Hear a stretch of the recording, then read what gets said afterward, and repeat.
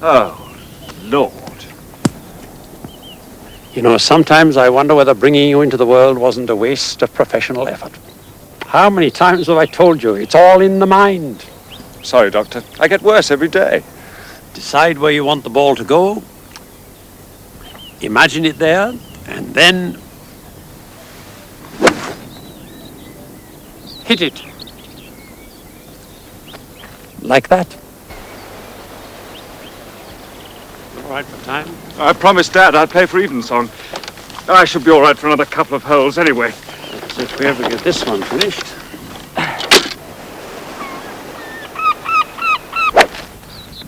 Oh.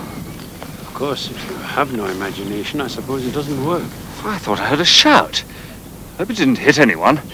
Oh, the ball can't possibly have travelled that far, can it? Not if the precedent is anything to go by. Ah, here it is. Good. Good? I mean, it didn't hit anyone. And is unlikely to be hit by anyone. Try getting it out of there. Not that one, you fool. This one. Now, if you can't manage with that, you better put the wretched thing out of its misery. Pick it up and throw it. Decide where you want the ball to go. Oh, every time I'm close to the edge, I do that. Every single time. Are you going to try and get it back? If I can see it anywhere.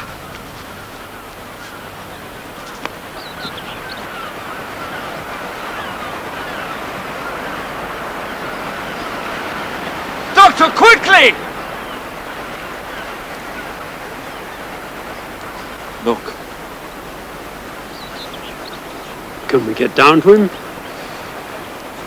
There's a path further along.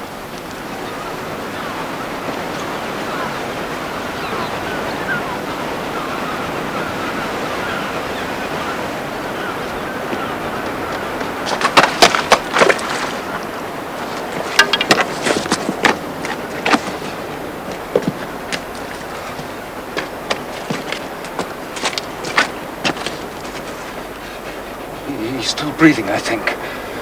There's nothing to be done. His back is broken. I'll go for help. Isn't there anything we can do? Oh, it's too late now. His pulse rate is weakening fast. He'll last about another 20 minutes, if that. I'll stay. There'll be no pain at all. I'll be as quick as I can.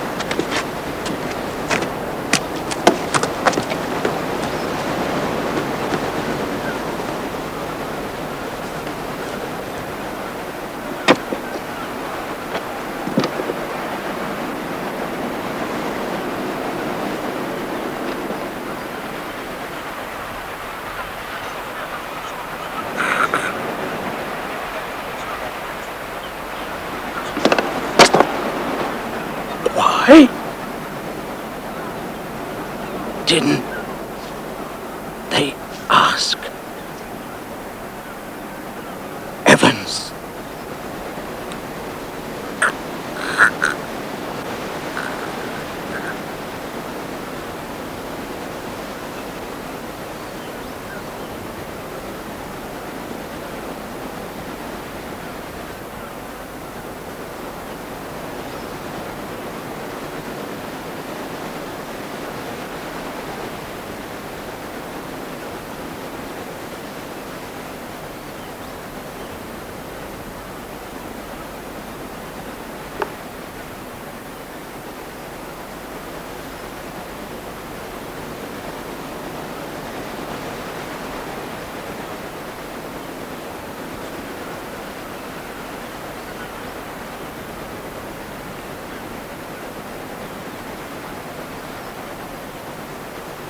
I say!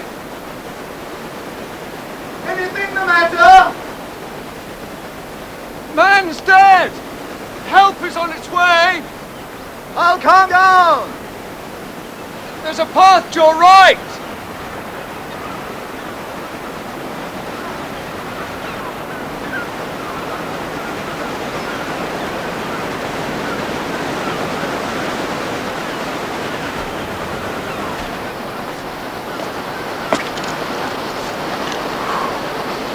I say, what a beastly thing to happen.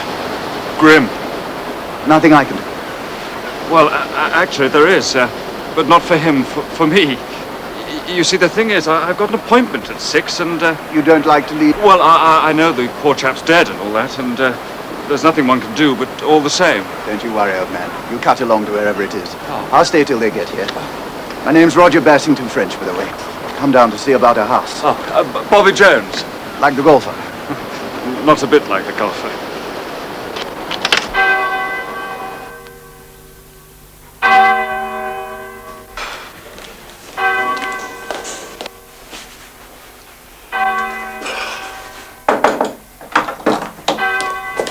It's 5 minutes past, Vicar.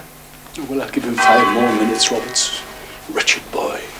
Punctuality may be the politeness of princes, but not apparently in my parish.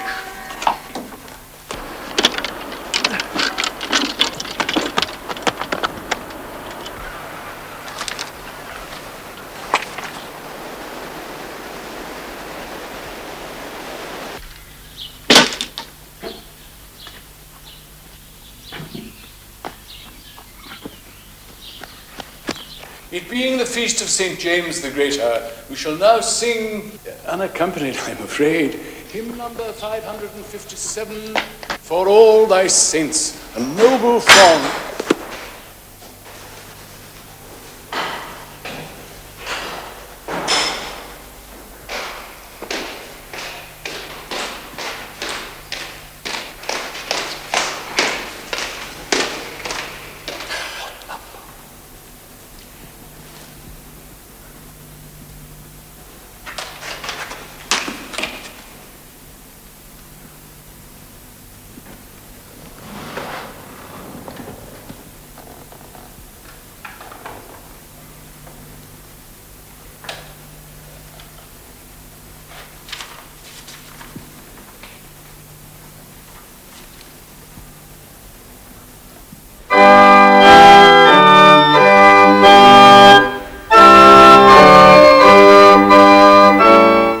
If you cannot do a thing properly, my dear Bobby, it's far better not to do it at all.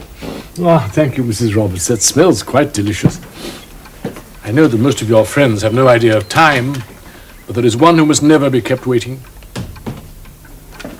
For what we are about to receive, may the Lord make us truly thankful. Amen. I'm sorry, Dad, but it really wasn't my fault. I was keeping guard over a corpse.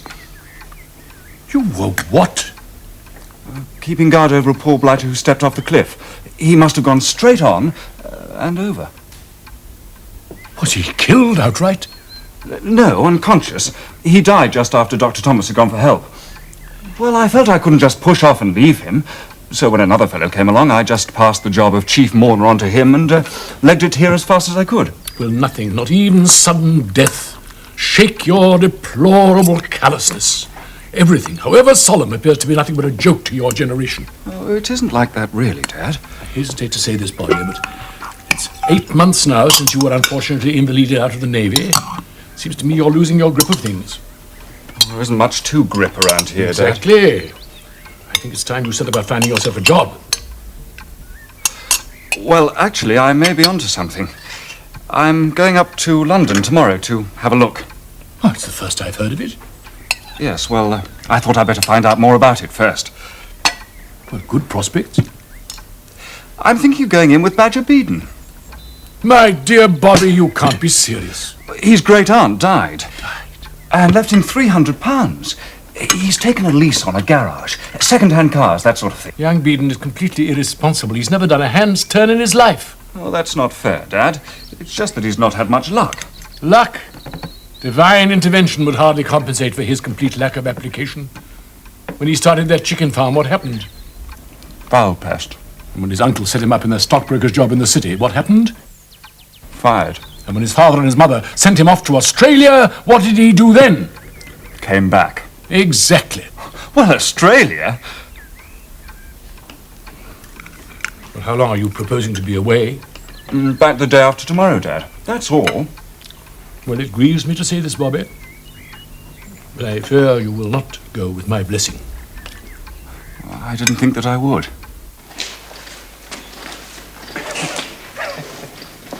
Badger. Badger. I know practically nothing about cars. Oh, it doesn't matter, old chap. I tell you, we're bound to succeed. Put a lick of paint on and that's all the ordinary fool notices.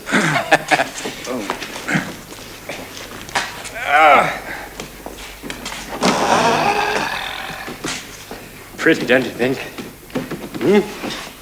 It sticks a bit, that's all. Yeah.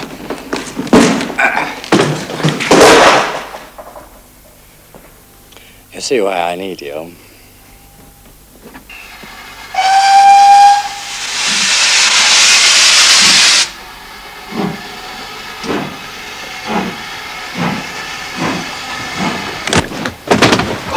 Oh, I say. I'm most frightfully sorry. Frankie? Bobby! I haven't seen you for ages. Well, I haven't seen you. Are you planning to spend the entire journey on the floor, or are you going to sit down and talk? The ticket's the wrong colour. Leave it to me. Everything all right, your ladyship? Yes, perfectly, Inspector. But my friend Mr. Jones has just popped in to see me for a bit. Won't matter, will it? The gentleman won't be staying for long, I expect.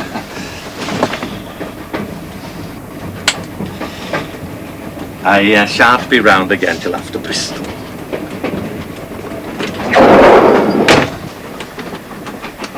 What can be done with a smile? Nonsense. Father's habit of tipping everybody 5 shillings whenever he travels that does it. I must say it's nice to see you. I heard you'd given up the Navy. Didn't axe you, did they? Not at your age. Eyes. You've always had trouble with your eyes. I heard you'd given up Wales for good. After the party I went to last night, I thought even the castle couldn't be worse, in spite of the drafts in the bathrooms. Oh, what was the matter with it? No, nothing really. Just like any other party, I suppose that was it. It's odd, isn't it? I've little to worry about. I've a choice of houses to live in, hideous family jewels, creditless shops. It's all family, it isn't me. What is you, do you think? Women with children, playing together, happy. Oh, Bobby, I'm so tired of everything, aren't you? No, not really. I don't get the chance. By the way, what's all this about a man falling over the cliffs? Oh, yes, poor devil. Dr. Thomas and I found him. How did you hear about it? In the paper. Doesn't say anything about you and Dr. Thomas, though. Well, no. No, it wouldn't, would it? What does it say? Fatal accident on Welsh coastal path. The victim of the recent tragedy at Marchbolt was identified late last night by means of a photograph he was carrying. The photograph proved to be that of Mrs. Leo Cayman.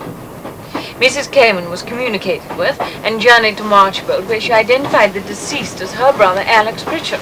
Mr. Pritchard had recently returned from Siam. He'd been out of England for 10 years and was starting on a walking tour. Inquest will be held in Marchbolt on Monday. Oh, I believe I shall have to give evidence. Bobby, how thrilling! I should come and listen to you. I suppose nobody pushed him over, did they? Pushed him over? Good Lord, no. Why? Well, make it much more exciting, wouldn't it? Life was not then extinct. No. Deceased was still breathing. There was, however, no hope of recovery. The man's back was broken. There were no signs of any violence, such as might have been administered by a third party? I can only say that all the injuries present are such as would have been occasioned by a man falling on the rocks 50 or 60 feet below, sir. There remains, then, the question of suicide? That is perfectly possible. Whether deceased walked over the edge or threw himself over is something about which I cannot give an opinion. Thank you, Dr. Thomas. Thank you. That will be all. Thank you, sir. Lieutenant Robert Jones.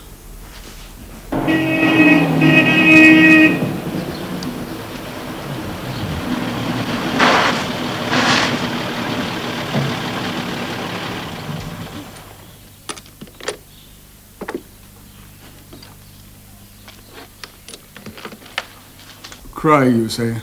What sort of cry? Well, I mean, a cry. A cry for help? Oh, no. No, more a sort of shout, you know. In fact, I wasn't quite sure that I'd heard it. A startled kind of cry. Oh, that's more like it. Sort of sound a fellow might let out if a ball hit him unexpectedly. Or if he took a step into nothingness when he thought he was on a path. That's it exactly. Thank you, Mr. Jones. Mrs. Leo Cayman.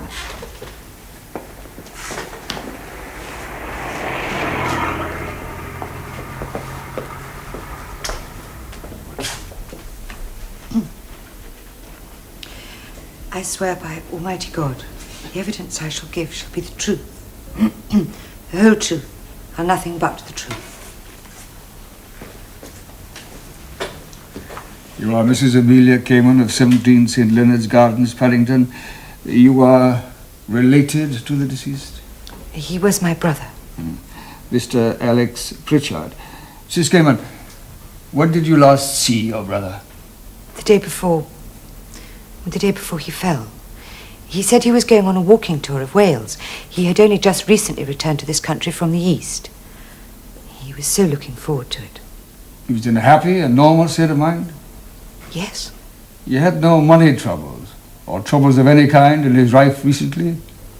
Well, there was no sign of it. What was his profession, Mrs. Cayman? Prospecting.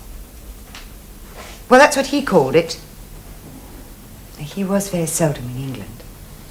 You know of no reason at all which might have caused him to take his own life?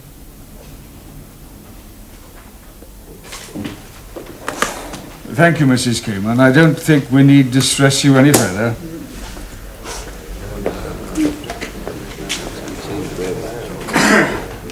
Members of the jury, it is your task to decide how this man came by his death.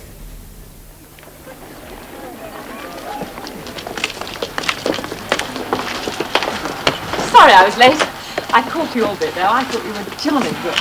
You make it sound like a school concert. Well, there's little enough to do down here. An inquest is a perfect godsend. Mind you, I thought death by misadventure was a bit of a dodo. I'd hoped for a suspicion of foul play, but it all seemed regrettably straightforward. I would never have believed it. What? The girl in the photograph I found could end up looking like that. Well, it looks exactly like her. Photograph was touched up, that's all. So touched up you wouldn't have known them for the same person.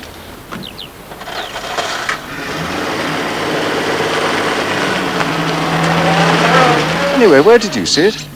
In the Marchbold Times. It probably reproduced badly. Seems to me you're absolutely batty over a painted-up, rattled bitch. Yes, I said bitch like the Cayman woman. Frankie! Well, you shouldn't be so ridiculous.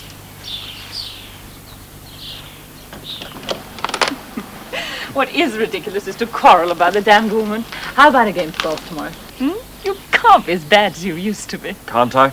No, I'm not sure I'm all that keen on golf at the moment. That's how all this started. Well, who knows? You may be lucky. Perhaps there's a lunatic at large, a pusher of people off cliffs. Will he strike again? Does Bobby Jones, the vicar's son, hold the key to the mystery that's terrifying the inhabitants of this sleepy little Welsh town? Go home! 10:30? At the golf club.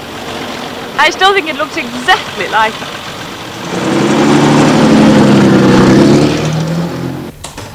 Ah, there is Bobby.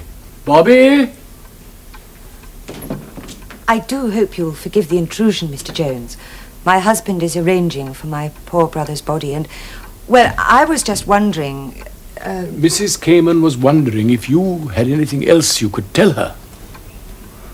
Yes, you see, I know you tell the coroner everything you could, but, well, I did just wonder if there was some small personal thing. You do understand, don't you? Absolutely. Oh, absolutely. You see, I still can't believe it. My poor Alex. Poor Alex. Oh, I know. Absolutely grim. I think it's a little chilly in here. Perhaps I'd better put a match to the fire. You see, if he had left any last word or message, I should like to know it. It would mean so very much to me. As a matter of fact, he didn't. Nothing at all? No. Well, as a matter of fact, nothing at all. Merciful to pass away unconscious without pain. Yes, well, that is something to be thankful for. I did say that I would meet my husband back at the hotel.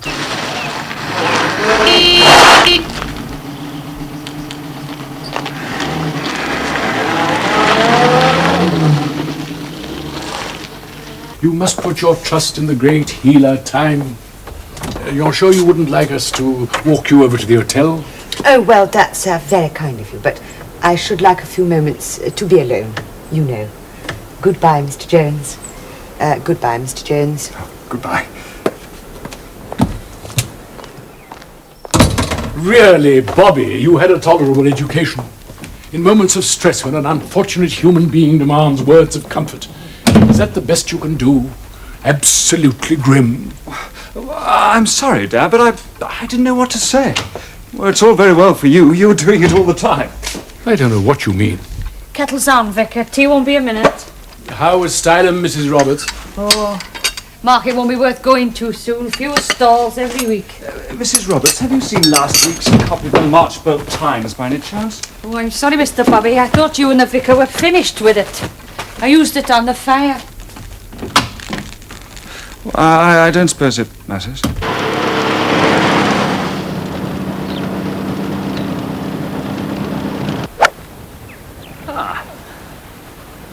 You see, you can do it when you try. Well, at least didn't go into the sea this time. Good Lord. What? I've just remembered something. Well? That woman, Mrs. Cayman, when she came round yesterday and asked if the fellow had said anything before he died, I told her he hadn't. He hadn't? No. No, I've just remembered now, he did. But it wasn't the sort of thing they meant. That's why I didn't think of it, I suppose. What did he say? He said, why didn't they ask Evans? What a funny thing to say. Nothing else? No, he just opened his eyes and said that, quite suddenly, and then he died. Well, I wouldn't worry about it. It wasn't important. No. Still, I wish I just mentioned it. Dear Mrs. Cayman, I have just remembered that your brother did actually say something before he died. I think the exact words were, why didn't they ask Evans? I apologize for not mentioning this yesterday, but I attached no importance to the words at the time, and so, I suppose, they slipped my memory. Yours truly, Robert Jones. Just going to the shop, Mr. Bobby. Oh, Mrs. Roberts. Mrs. Roberts, would you be kind enough to put this in the pillar box for me? Oh, it's no trouble. Posting a few for the Vicar anyway.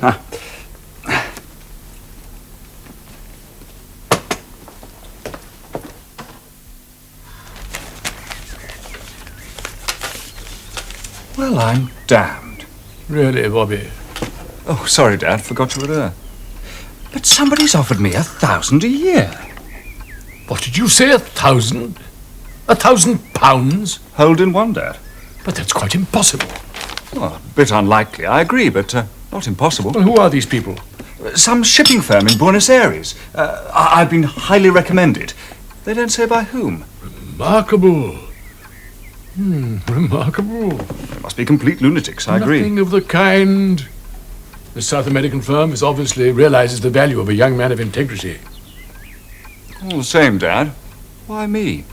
Well, ex-officer of the British Navy, Vicar's son. Oh. They want you to telegraph your acceptance immediately and be ready to sail for Buenos Aires within the week. Well, it's rather short notice, I grant you. Dad, I can't. What on earth do you mean?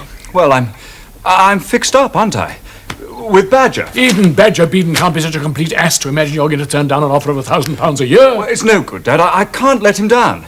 He's counting on me. Well, why is he counting on you? Will you tell me that? Well, Simply because he knows that you're as big a fool as he is.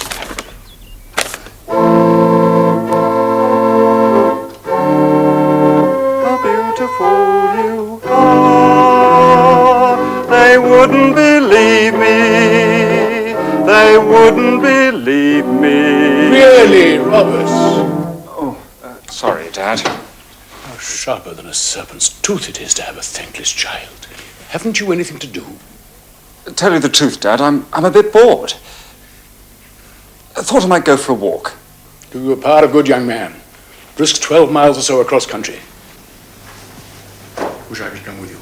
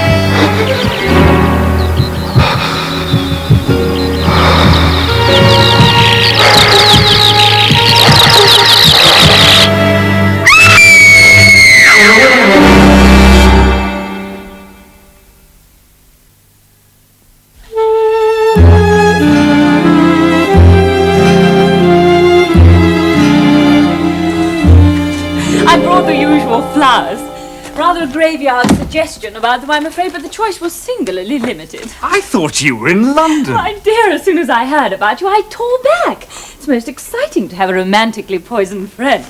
Oh, I don't know whether Morpheus is so very romantic. I hope you realise you're now gazing upon a medical phenomenon. To listen to you, one would think nobody had ever been poisoned before. Jolly few have been poisoned with 8 grains of morphia and got over it. Dash it all, Frankie, you don't seem very impressed. Well, I'd spare a thought for the people who poisoned you. Whatever for? Must be pretty sickening for them. Well, that morphia, and there you are, alive and kicking. Oh, I never thought of it like that. Do you know, Dr. Thomas thought I'd done it deliberately? Deliberately? Yes. He says anybody who plays golf the way I do should be forgiven for taking the easy way out. Someone must have put the stuff in my beer while I slept. Apparently, even the dregs were lethal. Which just goes to prove that what I said on the train was true. What did you say? That man Pritchard, or whatever his name was, didn't fall over the cliff at all. He was pushed. Oh, Frankie. Well, it's obvious, darling. I mean, who'd want to put you out of the way? Haven't any enemies that you know of? Well, there you are, then. Where? Well, it must have been something to do with Pritchard. You had seen something that you weren't supposed to see, or so they, whoever they are, think. Bobby, well, has anything else out of the ordinary happened? Well, there was that letter offering me a job for £1,000 a year in Buenos Aires. People I'd never met. Well, there you are, then. First, they try to get rid of you by offering you a job abroad, and then when that doesn't work, they have to put you out of the way altogether. But what on earth is it I'm supposed to have seen? Oh, well, that's the difficulty, I agree. And anyway, if I had seen anything, I would have said so at the inquest, wouldn't I? Well, I'll have to go away and think about it. And do I kiss you or don't I? It's not catching. Then I'll do my duty to the sick thoroughly. Magazines and papers. I'm sorry they're a bit out of date. And I'll see you tomorrow.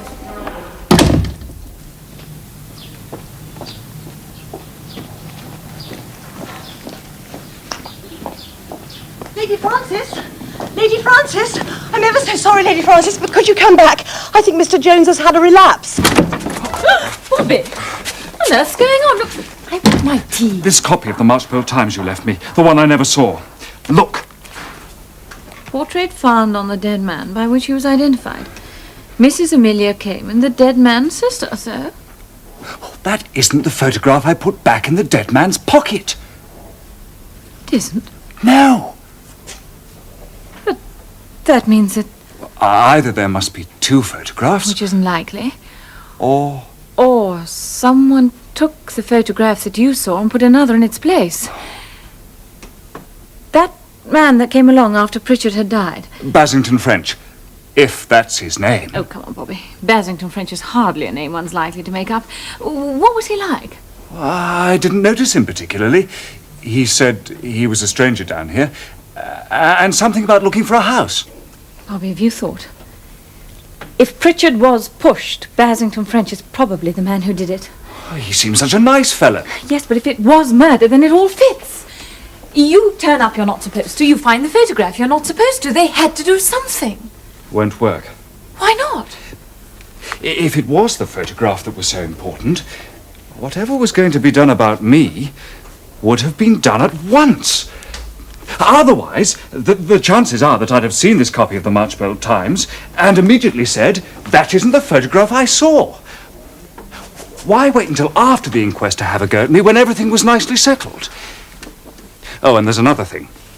Basington French didn't appear until after I'd put the photograph back in the dead man's pocket. Damn. So it's got to be something they didn't know till after the inquest. Don't know why I keep saying they. I do. Because the Caymans must have been in it as well. Of course. I bet she isn't even his sister. Well, it puzzled me all along. I mean, the dead man, whoever he was a gentleman. Mrs. Cayman was in a different class altogether. But if he isn't Mrs. Cayman's brother, then who is he? And why was it so important he shouldn't be recognized? And why was the portrait of Mrs. Cayman put into his pocket and the portrait of the fair unknown removed? Was she fair? She was very pretty. Would you recognize her again? Oh, I'd know her anywhere. Bobby, what was it that Pritchard said just before he died? Why didn't they ask Evans? But you didn't tell the Caymans that, did you? As a matter of fact, I did. You did? Yes. Yes, I wrote to them that evening, saying it was probably quite unimportant, and they wrote back, politely agreeing, and thanking me for taking the trouble. I felt rather snubbed. And 2 days later, you get a letter from a strange firm bribing you to go to South America. Yes. Well, what more do you want? Look at it from the Cayman's point of view. Everything's gone off well. Body successfully identified. Verdict of accidental death. Everything in the garden lovely. Then you come along and mess it all up. Why didn't they ask Evans? I don't see how that could put the wind up anybody. That's because you don't know. So what do we do now? Check up on Basington French. I believe a friend of mine was down here the other day, a Mr. Basington French. He was looking for a house. Making inquiries about various properties with a view to purchase. He was obliged to return to town the next day, so he couldn't view many of the houses we have to offer. Since he left, 1 or 2 highly suitable properties have come onto the market, and I've sent him on particulars to Merroway Court, Staveley, Hants. But I've had no reply. He's guilty. He's definitely guilty. I mean, you don't go into a house agent's at 6:30 in the evening, then up to London the following day. Why make the journey at all? Why not write? I must say you've done jolly well so far. That's not all. After that, I tackled Inspector Williams. Oh, what did he say? He said the deceased had very little on him. 1 handkerchief, not marked, some loose change, a packet of cigarettes, a couple of treasury notes, no letters, and just 1 photograph. Not the one I saw. Didn't he say anything else? Yes, could he borrow the castle grounds for the police fete? Oh, and there was a car scene in the vicinity the day that you were poisoned, a dark green Talbot saloon. Did they get the registration number? Well, no, not quite. It was GG something or other. Oh. There must be hundreds of dark green Talbots in England. Almost as many as there are Evans in the Marchbold directory. 482. I'm thinking of taking for my text this Sunday, and he that was dead came forth. Well, Lazarus, you know, seems most apposite. Oh, I beg your pardon, Lady Frances, I didn't see you. I've always thought everyone must have been perfectly furious with him. Lazarus, I mean. Well, there he was, safely tucked away, all that wailing and gnashing of teeth going on, then suddenly he's up and about, making everyone look silly. It was a miracle, Lady Frances.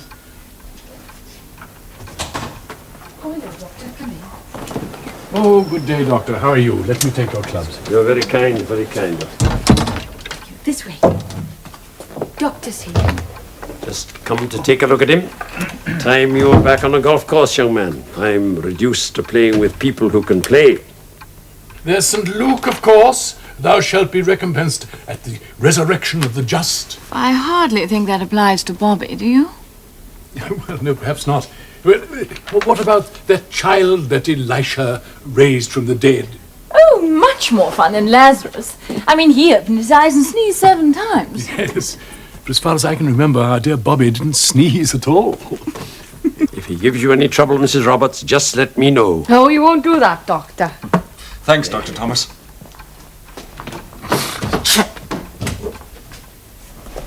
Ah, you off, Doctor? Oh, I must get in a few holes before surgery.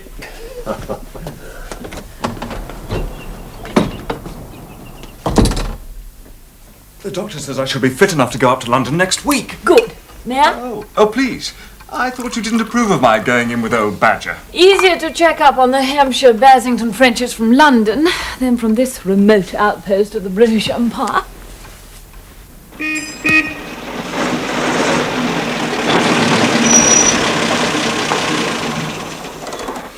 Bobby, this is George Arbuthnot. He's a doctor, and we shall need him for a little scheme that I've got on. Shall we? You'll also need a car. One of yours will do. You mean you want to buy one of our cars? Yes. Well, that's really very nice of you, Frankie, but I do actually draw the line at taking advantage of my friends. You've got it all wrong, as usual. No, we really do need a car. What about the Bentley? Bentley's no good for what I want it for. What's that? Smashing it up. I don't think I feel very well this morning. She means she's going to have an accident. How does she know? Badger Beaton! The last time I saw you, you were head down in the mud and we had to pull you out by the legs. My dear, you haven't changed a bit. Well, this time I managed it under my own steam. Frankie wants to buy one of our cars. Oh, 2 cars. George has got to have one too, and he's crashed his at the moment. We can hire him one. Well, come and have a look at what we've got in stock. They're very smart. Oh, yes. They look all right. That's the idea. Now, this is remarkably good value in second-hand... Trojans? Yeah. Oh, no, not that one. The Austin's still got a bit of mileage in it. And the Standard should last another week or so. All right. I'll take the Standard. Cash. Well, first time I ever knew anyone with a title who could pay cash. I'll just get to watch this. Now, someone please tell me what's going on. Roger Basington French. I'm on the track. Merroway Court belongs to his brother, and he lives there with him and his American wife. Whose wife? The brothers, of course. The point is, how am I going to worm my way into the household? Why you? Why not me? Or both of us? Because, my dear child, Basington French knows you, and he doesn't know me from Adam. And I'm in a frightfully strong position because I've got a title. Very useful things, titles. George and I have been down to the village, had a look round. Strangers arriving there would simply stay on miles, so we've evolved a plan. Who has? Me and George. Now, this is what's going to happen.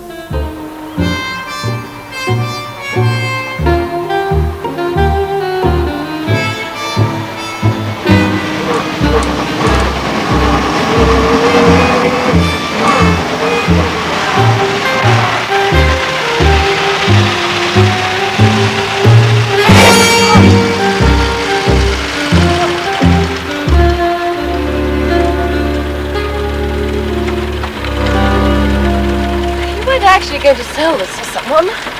All it needs is a bit of work. It needs a new engine, a new gearbox, 4 new tires and some brakes. Let's hope the law of gravity still holds good and it gets down the hill of its own volition. Frankie, are you sure you know what you're doing? It's all beautifully planned, I told you. George, off you go.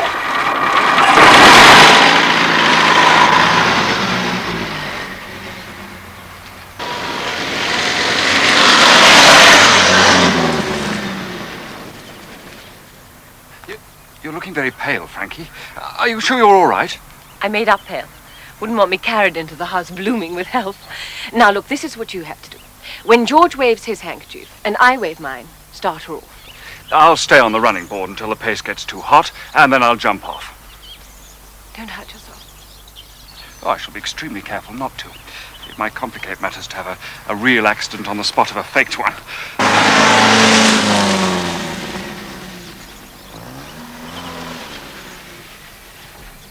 Right, he's there. My turn. Oh, by the way, I better not write you direct. I'll write to George or my maid and get them to pass it on. Frankie, look after yourself. I mean, don't do anything foolish.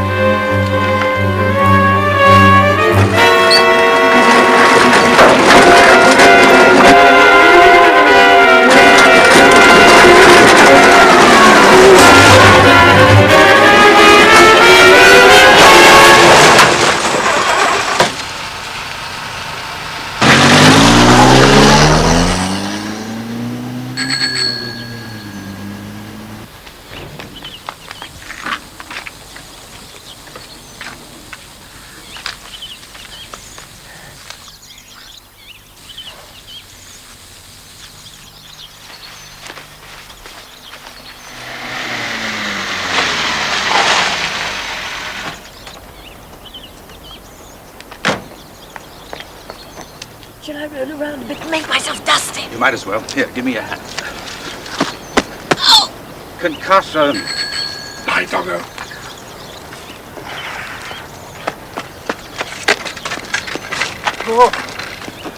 Oh, has there been an accident? No. The young lady ran her car into the wall on purpose. Is she dead? Not yet. She must be taken somewhere at once. I'm a doctor. What is this place? Merriway Court. Belongs to Mr. Bassington French. You take her legs, I'll take her head.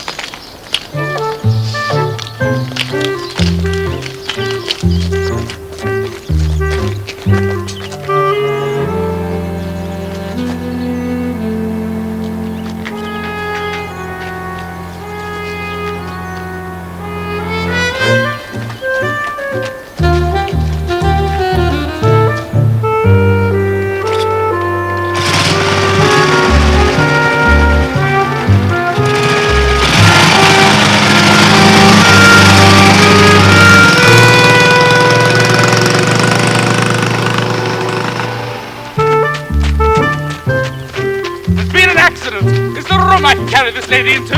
She needs to be attended to at once.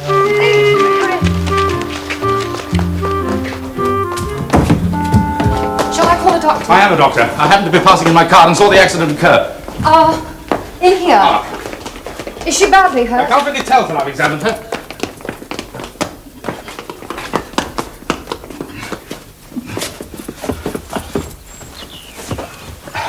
I'll be in the hall if you want me. She looks terribly pale, poor child.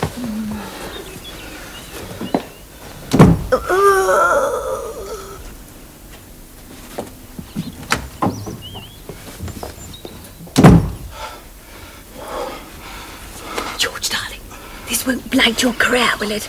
I mean, they won't strike you off the register or anything like that. Probably, if it ever comes out that it... I won't let it. Don't worry, George. I shan't let you down. By the way, you'd better be a Christian Scientist. Christian Scientist? Well, we don't want any other doctor examining you, do we? Oh, George, you think of everything. Now, you will be careful. I shall be most circumspect. You've got me into the enemy camp. Bless you. Now it's up to me.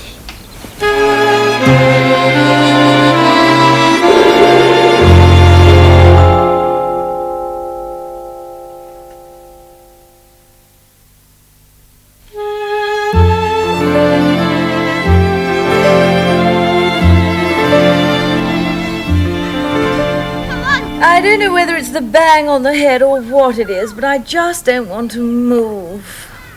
I could lie here for days and days. Well, I wish you would. It gets lonely here sometimes. Tommy! Play quietly.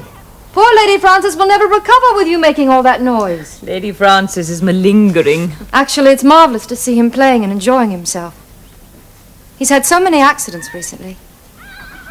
Last winter, he nearly drowned, and then this spring he fell from his swing. Roger was...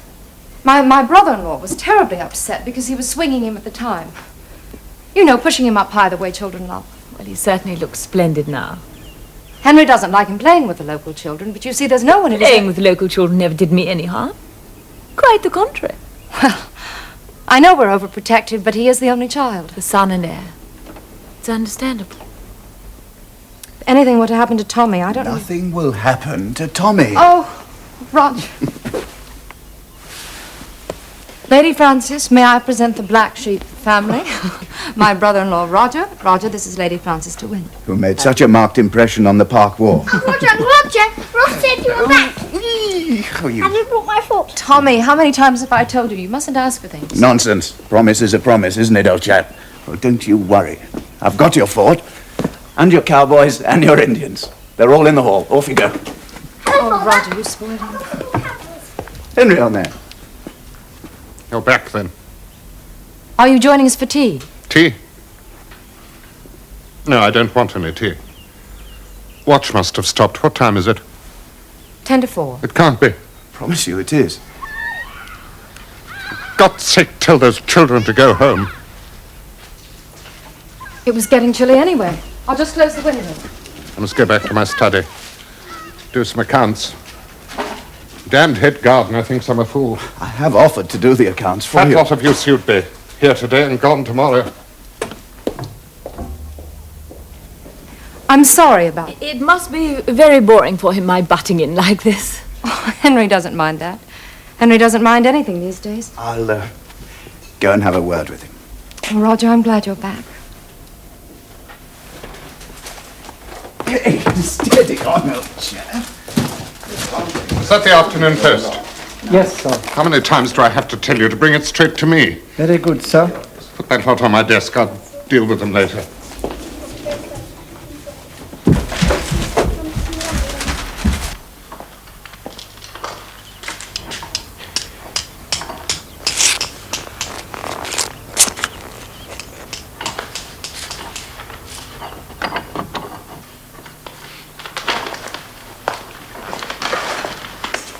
Dad!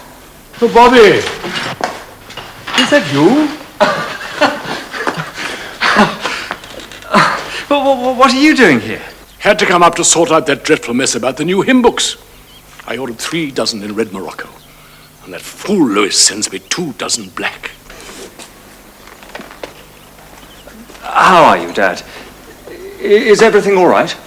Everything is not all right.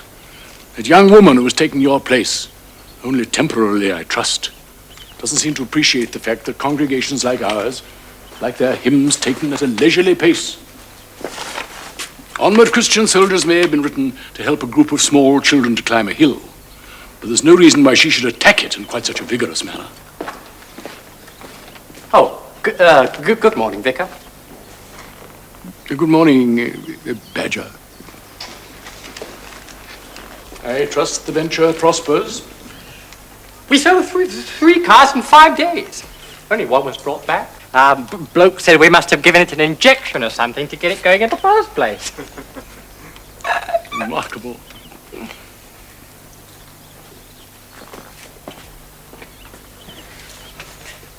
How are you keeping yourself, my boy? No more trouble, Dad, if that's what you mean. Oh, talking of which, a friend of yours was kindly inquiring for you. A friend? A tall, stooping man with very strong glasses. He stopped me just as I was going into the vestry. He seemed most anxious to know how you were. I gave him your address. I expect he'll be looking you up soon. When was this, Dad? Just a few days ago. Would you like a cup of tea, Vicar? If you'll excuse me, I think I must catch the 12:40 from Paddington. Take care of yourself, my boy. And you, Dad. Oh, that was a mistake. You play a very good game. No, I don't. I'm too lazy to practice, but it's kind of you to say so. Lady Francis, Oh, please, please call me Frankie. Everyone does. you'll think I'm quite mad, I know. After all, I barely know you. But I do feel I have to speak to someone about Henry. And I know instinctively I can trust you. Do you think you should? Last night I caught you watching him. You see what I see, don't you? The abrupt changes of mood, his appearance, the eyes. Yes. Yes, I have noticed. It's morphia. I'm sure it's morphia. Or some sort of opium. Morphia? I first noticed it about 6 months ago. He was complaining of sleeplessness a good deal. How he first came to get the wretched stuff, I don't know, but I think it began then. How does he get hold of it? By post. I'm almost certain. Like yesterday, for instance. You saw how he was at tea time. Something arrived in the afternoon post. By dinner time, he was a different man. Oh, Roger. Where does it come from? I know one thing. No reputable doctor would let him have it. Why are you telling me this? I don't know what to do about Sylvia. You think she doesn't know? Either she doesn't know or she doesn't want to know. If only he'd consent to go for a cure. There's a place quite near here, actually, run by a Dr. Nicholson, Canadian, a very clever man. Henry likes him, too. My, you two look as if you've been very energetic. 3 sets, and I lost every one. I hope you haven't let him tire you out. I thought we might make up a party. Ask the Nicholsons over. You'd like Moira Nicholson. She's a pretty little thing, isn't she, Sylvia? Well, men seem to think so. Judge for yourself. She has the most appealing eyes. That's exactly what Alan Carstairs said. Someone who came down here a few weeks ago with some friends of ours. He seemed quite smitten by her, didn't he? Looks a little sad. It's hardly surprising. Living in a sanatorium surrounded by depressives and drug addicts can't be much of a life. And either she worships her husband or she's scared to death of him. I can never make out which. He's a very forceful man. You don't like him? No, I don't like him. I don't like him at all. 2 loads of morphia turning up within days of each other can't be a coincidence. But that would mean that Bassington French would have had to be around in Wales on the very day Bobby was poisoned. When was it exactly? Let me think. Tuesday I lunched with the Parkinsons, and Wednesday was the first night of that new review. That was the 16th. It must have been the 16th. All you have to do is find out where Roger was on the 16th. Oh, that's going to be very easy, isn't it? Look, that run on the Black 7, bring the 2 across, and you'll clear the King of... I'm sorry.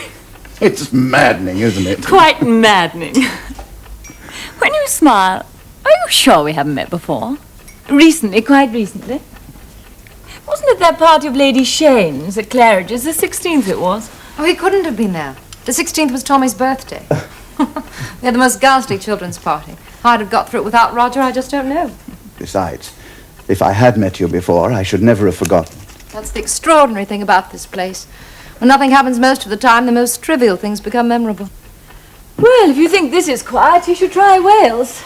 Mind you, we do have the odd bit of excitement. We had a man fall off the cliff last month. We were all thrilled to the core. Rotten for him, of course, but it did give us something to talk about. Was that a place called Marchbold? Yes, that's right. We live 7 miles from there. What an extraordinary coincidence. That must have been your man, Roger. Your man? I was actually in at the death.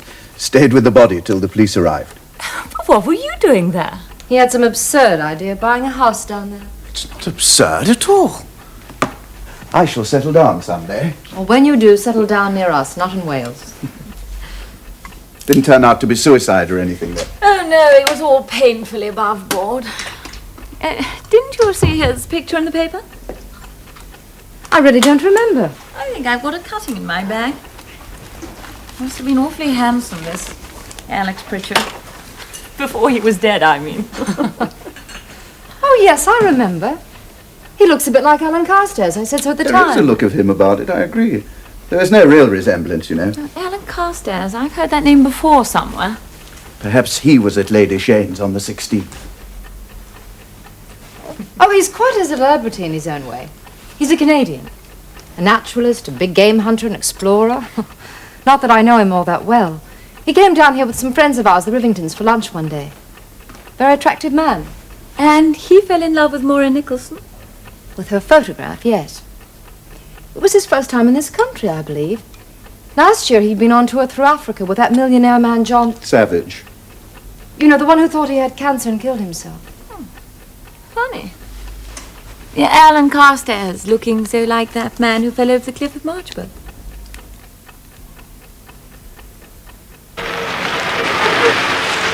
That's Dr. Nicholson.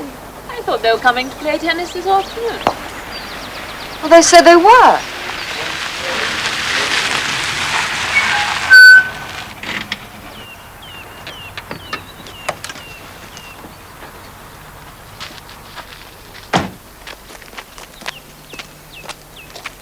My dear Sylvia, I'm the bearer of sad tidings. Moira has a slight migraine. I'm afraid we won't be able to make up a set this afternoon. Oh, my guest will be very disappointed. May I introduce Lady Frances Derwent? Lady Frances, Dr. Jasper Nicholson. How do you do? Lady Frances has created quite a stir in the district. I have. Earl's daughter survives the unorthodox arrival at Merroway Court. You know, there was one thing that intrigued me. Yes? The doctor who was passing, the one who brought you in here, he must have had a most curious character. To turn his car around before going to the rescue? Sorry, I don't understand. Well, young Reeves, the messenger boy, he came from Staveley on his bicycle, and no car passed him. Yet he comes round the corner, finds the smash, with the doctor's car pointing in the same direction as he's going, towards London. Now, you see the point. Good morning, Dr. Nicholson. Good morning, Thomas. Have you come to see my fort? Oh, not today, I'm afraid, young man. Sounds most impressive. I look forward to hearing all about it when you come to tea tomorrow. Tea? Oh, Thomas has made an assignation with my wife. Didn't he tell you?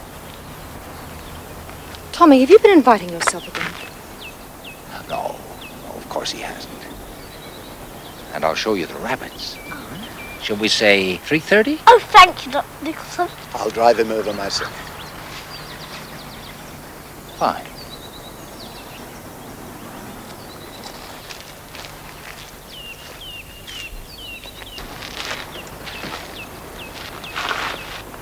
Bye.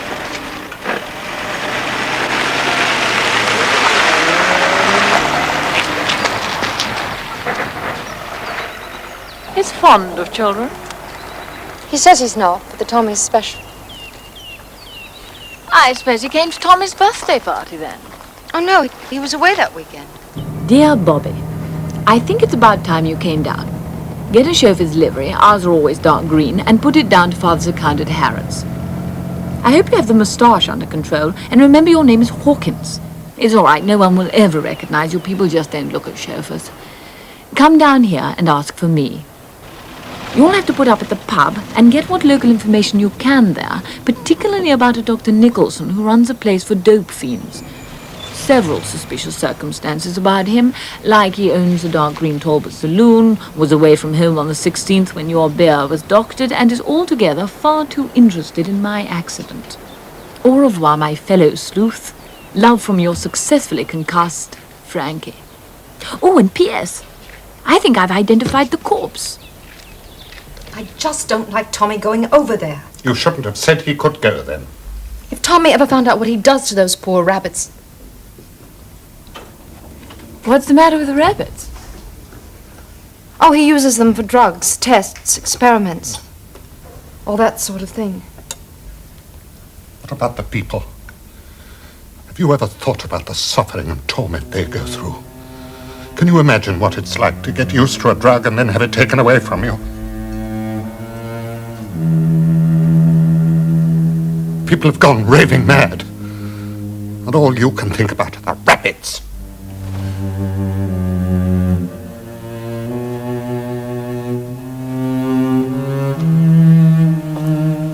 The evening.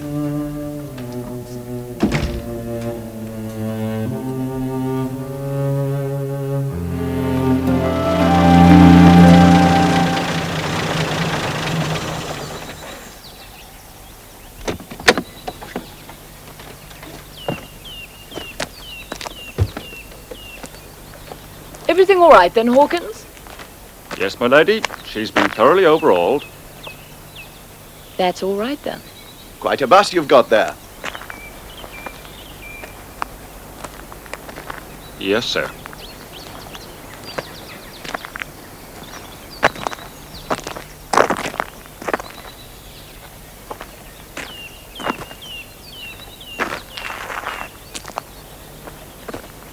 You'll get some pace out of that. I do. You'll put up at the Anglers Arms in Staveley, Hawkins. I'll telephone you tomorrow if I want the car. Fancy a game of croquet before tea? Only if you promise to let me beat you. Has the young lady had many accidents? More of a danger to herself than other people. Ah, it's women, in it. Oi, woman behind the wheel. Well, it's hardly natural, is it? Still, she's lucky to end up where she did. It's a nice house, Merroway Court. Only big place around here, is it? Well, it's the Grange. Been empty for years until he was taken over by this Canadian doctor. Nicholson, his name is. There's some very queer goings-on up there, if you ask me. Goings-on? Well, there's them as don't want to be there. And there's them as put away at the Grange by their relations.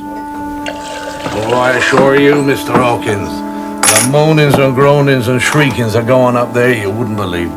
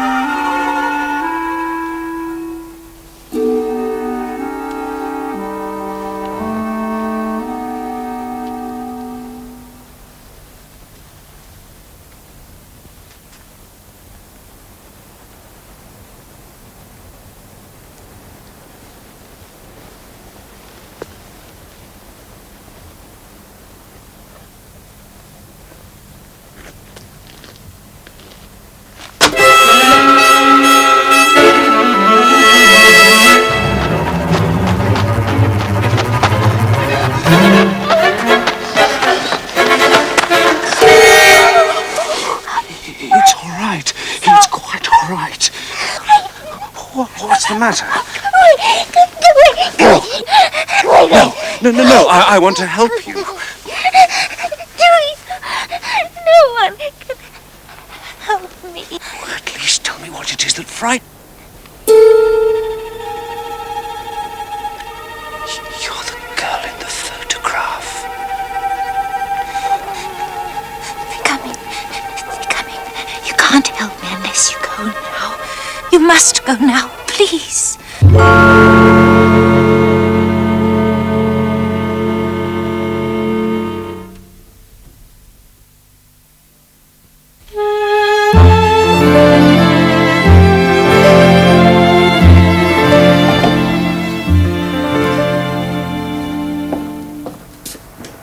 Mr. Hawkins?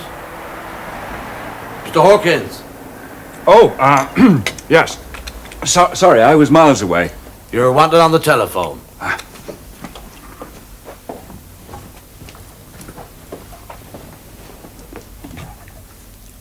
Hello? Hello? Hello, Frankie. Lady Frances Derwent here. Is that you, Hawkins? Yes, my lady. I want the car. 10 o'clock to take me up to London. Very good, your ladyship. It is a nuisance having to go up to London today, just because Father insists I see his doctor. He's perfectly right. I'd half thought of asking you to give me a lift. That would be lovely. But on second thoughts, I don't think I'd better go up today.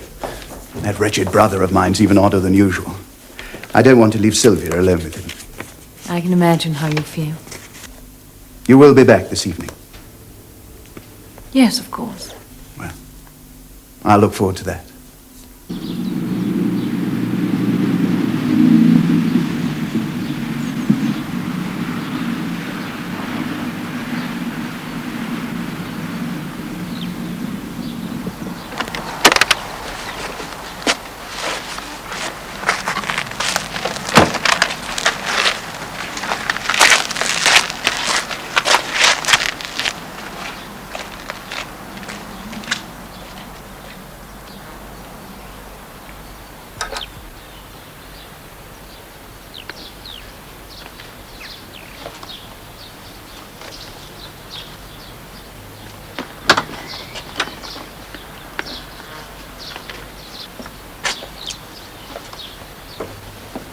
Goodbye.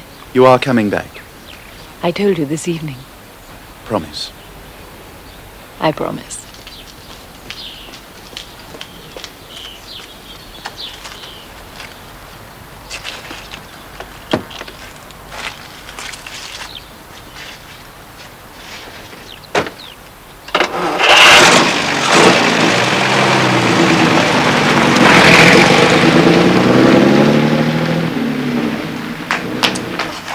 Gone. Don't worry, Sylvia. She'll be back. Right. I think we can talk. Do you talk to Hawkins? You're not Hawkins. I know that, and it really is quite a strain. I mean, for instance, when does one say "m'lady," and when does one say "your ladyship"? It's the sort of thing the real Hawkins knows, and I don't. I could get caught out. I think I'm molting. Really is frightfully good. It's also frightfully uncomfortable. Now, I'm nearly certain that the dead man was someone called Carstairs.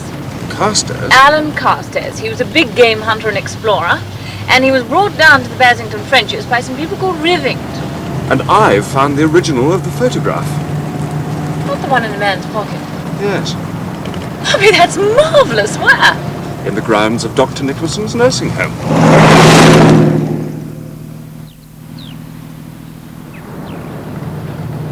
You know, I'm afraid of that man, Nicholson.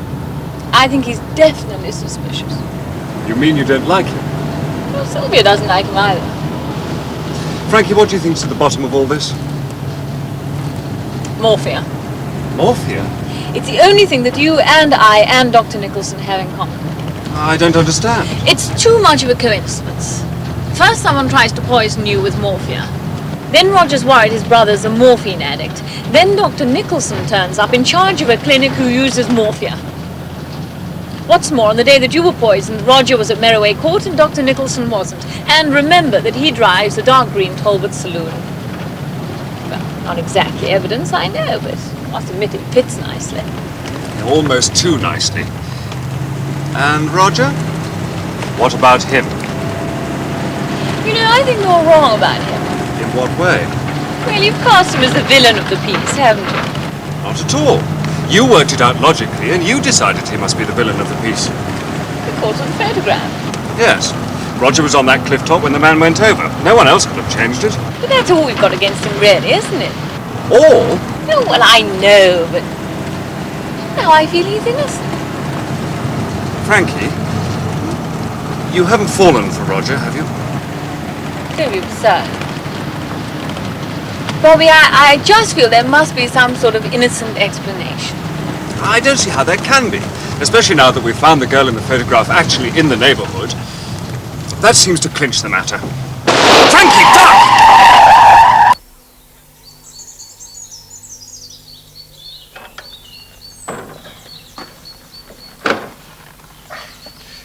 The question is, did Alan Carstairs get the Rivingtons to bring him down to Staveley deliberately, or was it just chance? Or was he simply on the track of the girl? The girl? She may have been abducted. He may have come to England to find her. That might explain why he was carrying the photograph. If he tracked her down to Staveley, what was he doing in Wales? Obviously, there's a lot we don't know yet. Like Evans. Evans? Why didn't they ask Evans? We haven't had any clues about Evans's at all. Evans' part of it must be to do with Wales. When we get to London, I think we'll go to Brook Street, Father's Way, and the house practically empty. We can decide what to do about the Rivingtons there. Rivington builders, Rivington dental surgeon, don't think so, do you? Miss Florence Rivington, Colonel H. Rivington, DSO, Tite Street, Chelsea. Oh, that sounds more like it. There are 4 more, but we've got to start somewhere, and I think Tite Street sounds as good a place as any. But what are we going to say? Oh, think up a few good lies, Frankie. I'm useless at that sort of thing. You'll have to go, you know. Like this? No. No, as a junior partner in a solicitor's firm, I think. Well, that seems the most gentlemanly role. I was afraid you might think of something much worse than that. Just a minute. Here we are. Mr. Frederick Spragg. You are a young member of the firm of Spragg, Jenkinson and Spragg of Bloomsbury Square. They're father's solicitors. I suppose you'll have to stick with that moustache. I'm afraid it's sticking to me. And if you're borrowing father's solicitors, you'd better borrow his clothes. They'll sue me for false representation, or whatever it's called. No, they can't. The only living Spragg's about 100. Oh, Sloane 0629. Yeah, hold a second, please. He's a terrible snob and eats out of my hand. Yes, I know, but... Don't worry, I'll fix him if things go wrong. Good afternoon. This is Spragg, Jenkinson and Spragg. The young woman who phoned from your office said the matter was urgent. Mr. Spragg? Yes, it is rather. It's about our client, Mr. Alan Carstairs. Oh, yes. Perhaps he mentioned we were acting for him. I believe he did. But of course, I know all about you, anyhow. You do? You acted for Dolly Matravers, didn't you, when she shot that dreadful dressmaker man?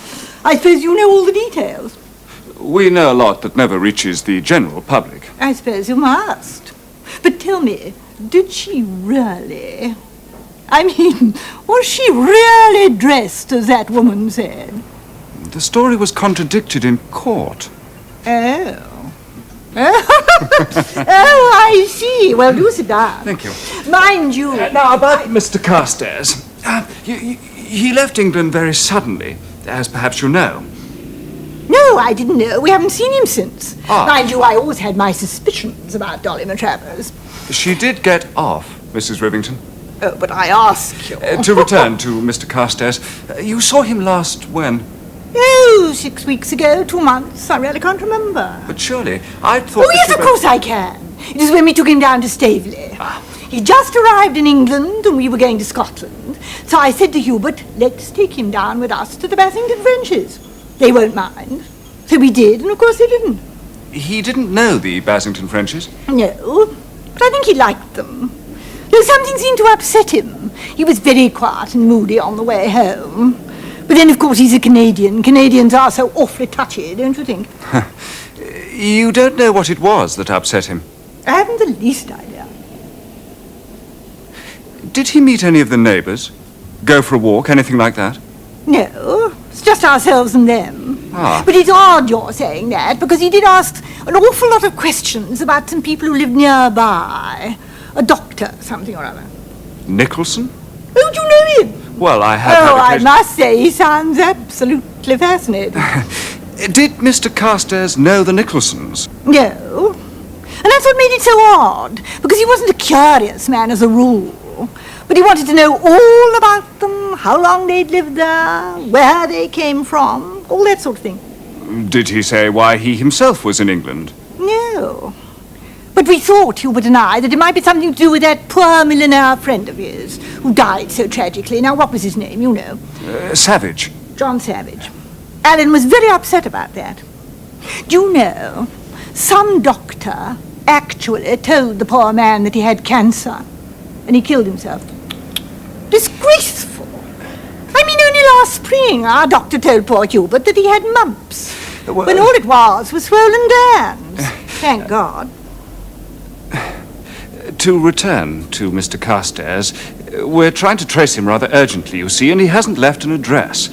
And when we heard him mention that he was a friend of yours, we thought you might be able to help us. Oh, I see. No, I'm afraid I can't. We haven't seen him since. Ah. Well, thank you very much, Mrs. Rivington. I do apologize for having taken up so much of your time. It's so interesting, I think, the way the legal mind operates. And of course it's fascinating to know that Dolly Matravers really did. Mrs. Rivington, I said nothing at all. Yes, but then you lawyers are always so discreet, aren't you? So it was just chance that took him to the Basington Frenches. And while he was there, someone mentioned the Nicholsons. You see, it is Nicholson who's at the heart of the mystery, not Roger. Oh, looks quiet. I wonder where they all are. If he wasn't expecting you back so soon, he's probably out pushing people over cliffs. Thank you, Hawkins. That'll be all. I'll telephone you when I need you.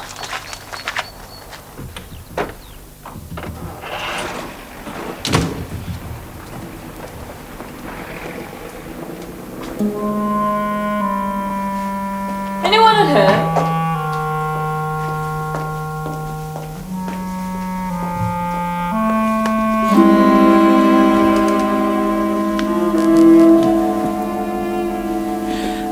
I've interrupted you. I came back sooner than I meant. Mrs. Bassington French is very upset. Yes. I rather gathered that. Well, she had to know the truth.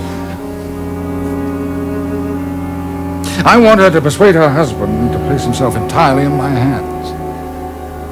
And she should mention the matter to you. I hardly think she will do. If she should,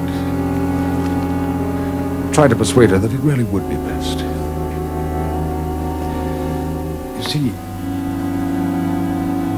an addict can destroy not only himself, Lady Frances. He can destroy everything he loves best.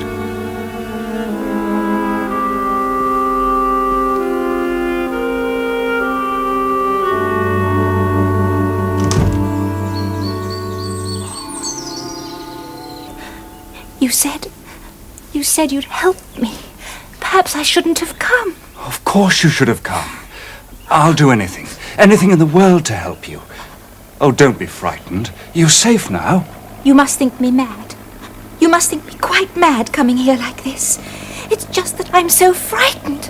I'm so terribly frightened. I know you're not mad. I wouldn't blame you if you did, finding me in that dreadful place with all those... Look here. I know nothing about you at all. Tell me. Tell me everything. Tell me who you are. You mean you don't know? I'm Moira Nicholson. Dr. Nicholson's my husband. He's going to murder me. Thank you. I don't understand. Why should your husband want to murder you? Because he wants to marry Sylvia Bassington French. But she's married already. He's arranging for that. What do you mean? He's trying to get Henry admitted to the Grange as a patient. And then? Once he was there, something would happen. What does Sylvia's brother-in-law think of this? Roger? He's rather nice, I think. But she's the sort of person who would be very easily deceived.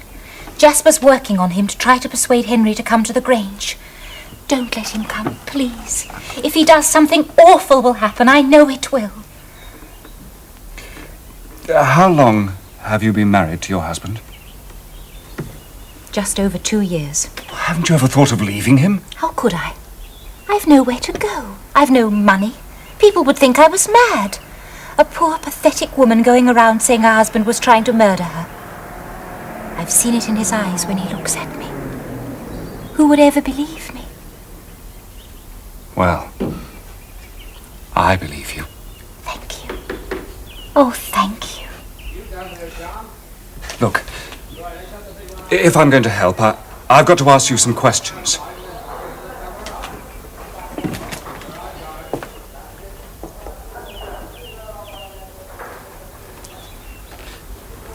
Did you ever know a man called Alan Carstairs? Yes. You knew him before you were married? Yes. Did you at some time or other give him your photograph? Yes. Has he been here to see you since you were married? A few weeks ago. Did your husband know of this? No. Are you sure? I don't understand. Would you say your husband was a jealous man? Jealous? No. Possessive? Yes. Why are you asking me all these questions? Well, look, there's a lot I have to tell you, but it isn't safe to go on talking here. And besides, you've got to meet Frankie. Lady Frances Derwent? I thought you were her chauffeur. The landlord said No, you... trust me. I'll explain about that too. But we've got to find some place to talk where there's no danger of being overheard.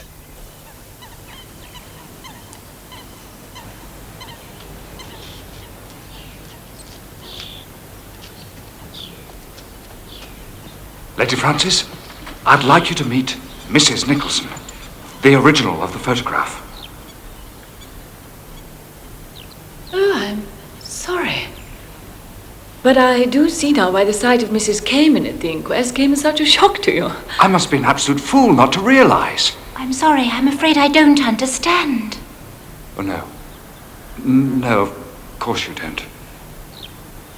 Look, I'm afraid I'm going to have to give you rather a shock. This friend of yours, Alan Carstairs, well, you've got to know, he's dead. Tell me.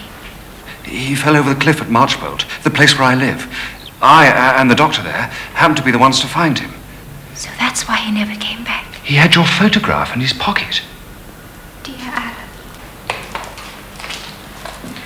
So, when I came face to face with you that night, you can imagine how I felt. You recognized me very quickly. I'd have recognized you anyway. When did all this happen? I think it was just after he came down here. Did he mention anything about going to Wales? You don't, by any chance, happen to know anyone called Evans, I suppose? Evans? No, I don't think so. Why? Just before your friend died, he regained consciousness and said... Why didn't they ask Evans? It's a very common name. And then these terrible people, the Caymans, turned up at the inquest and identified him as Mrs. Cayman's brother, Alex Pritchard. And your photograph had gone, and this Cayman woman's was in its place. Here in the east, we'll have the Comanches. It says on the box they're Sioux. Well, it's the principle that counts. Now, where's that cannon?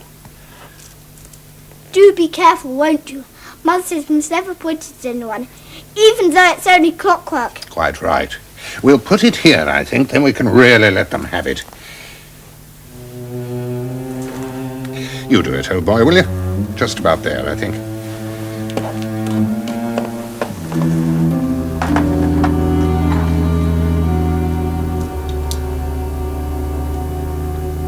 Tommy, Yes, Father? I just wanted to say, if ever I seem a bit, well, you know, short-tempered, doesn't mean anything, you know. Don't always feel very well. Nothing personal, you understand? I think so, Father. Henry, I need to talk to you. I was just watching for the post, my dear. He's not due for nearly an hour. Tommy, if you go down to the kitchen with Mary, cook has a surprise for you. Come along, Master Tommy. What's the surprise, Mary? Don't want to spoil it, my dear.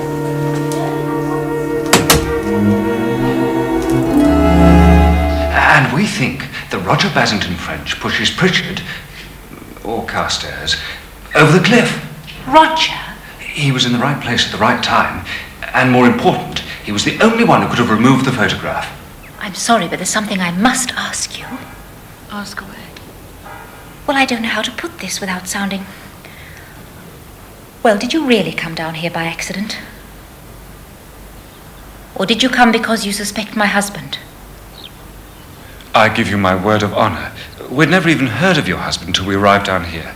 Only you see, I think my husband suspects you. What was that? Heavy-footed rabbit, probably. What does your husband suspect? Well, that your accident when you drove into the wall, that it wasn't really an accident at all. He's quite right. It wasn't. Wasn't? I drove into the wall on purpose, and Bobby came down and pretended to be my chauffeur. The whole thing was staged because Bobby wanted to, well, how does one put it, get a line on Roger Basington French. I'm sorry, but I think that's absurd. Roger's weak, wild perhaps, but pushing someone over a cliff, I mean, why should he? He and Alan Carstairs had only met once at lunch at Merroway Court. There's no motive. I just don't believe it. And I don't believe it either.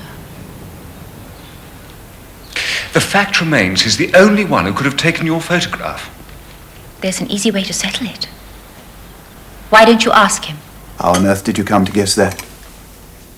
You did? Yes, I had to. But why? Well, now, here am I mounted guard over a stranger's dead body. I see a photograph sticking out of his jacket pocket. I look at it. I can't believe it. It's the photograph of a woman I know. A married woman.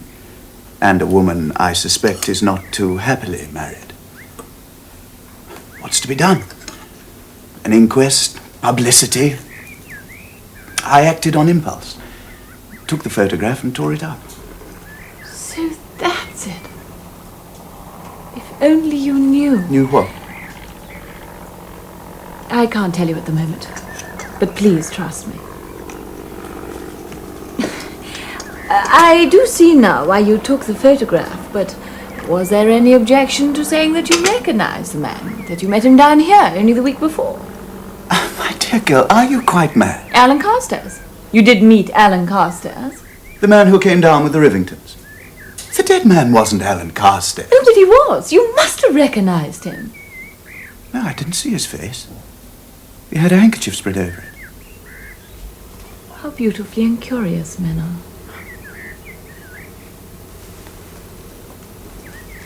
I feel terribly sorry for her. For Moira Nicholson? Why? Being married to a man like that. Yes, I know what you mean. I don't much care for him myself. And yet you want Henry to go to his clinic. Well, that's different. That's professional. What's more, I think Sylvia's about ready to agree. I spoke to her this afternoon. Sit down, Roger. I've got to prove to you that Dr. Nicholson is a dangerous criminal. What? And that your brother is in mortal danger. Even if you're right, what does it prove? Mind you, if you could show that Nicholson had been in Marchbolt on the day of the Cliff tragedy, or if you could find any definite motive linking him with Alan Carstairs, it might be different. It seems to me you're ignoring the real suspects. Who? The people you say made the false identification in the first place, the Haymans. Caymans. Seems to me as if they're in it, up to their hilt. I mean, look at their insistence on knowing whether the poor fellow said anything before he died. They obviously thought that your friend Bobby Jones was in possession of some knowledge that was dangerous to them. So they tried to eliminate him. Bobby says it's absolutely grim. You don't think they'll try again if they get on his track? Then we must get on to theirs first. I can't think why we haven't done so before. Now you know what Moira thinks her husband is up to. Do you still think your brother should go to the Grange? Oh, Roger, I've been looking for you everywhere. Oh, would you like me to? No, Frankie, don't go. There's no point, is there? You know all there is to know. Oh, I've been blind. Blind. You both saw what I never even suspected. Or was it simply that I closed my eyes to it because I didn't want to see? Couldn't see. All I knew was that Henry had changed so, but I never suspected the reason. But it's going to be all right, Roger. He's agreed. He'll go to the Grange and he'll put himself and Dr. Nicholson... No. Oh, no. There are other places not so near at hand. But half an hour ago you were all for Henry's going to the Grange. Why have you changed your mind? It's simply that I've been thinking it over, and I think there are other places Well, that it's might... no good. I want Henry and Dr. Nicholson's care and no one else's. Just let me telephone him one more time. But I shan't change my mind, Roger.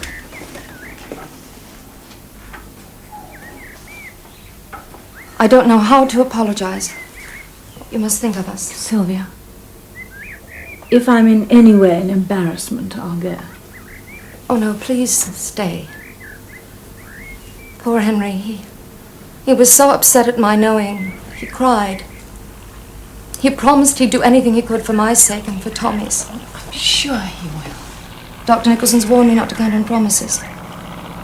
I've said such dreadful things about that man, yet when it was necessary, he was the one person who told me the truth. We all change our mind sometime or other.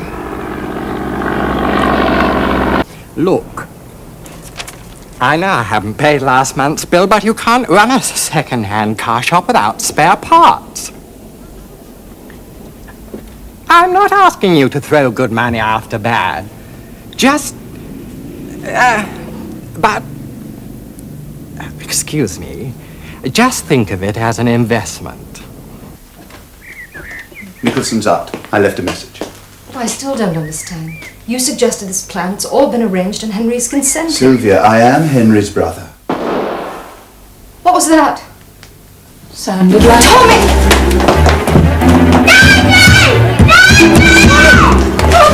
Henry! It's locked.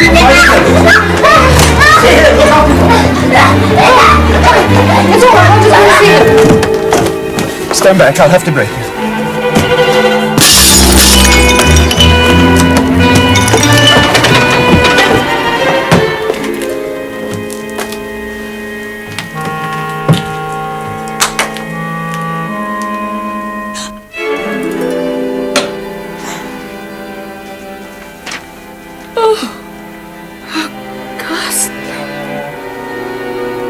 I feel this is the best way out. It's too late. Can't fight it now, I know. Want to do the best I can for Sylvia. Sylvia and Tommy. God bless you both, my dear. Forgive me. I think you'd better let me take over. Has something happened to Henry? Look after her. Take her away. Sylvia, For God's sake, tell me what's happened. Everything's all right. Dr. Nicholson said it's not an accident. It's going to be all right. Come along. Oh, I think you're saying it. Nothing to be done. Death must have been instantaneous. Oh, poor fellow. Obviously felt he couldn't face the music. Drugs always end in tragedy. Always.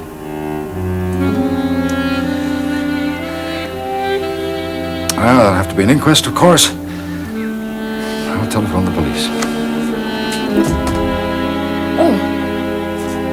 The key's not in the lock.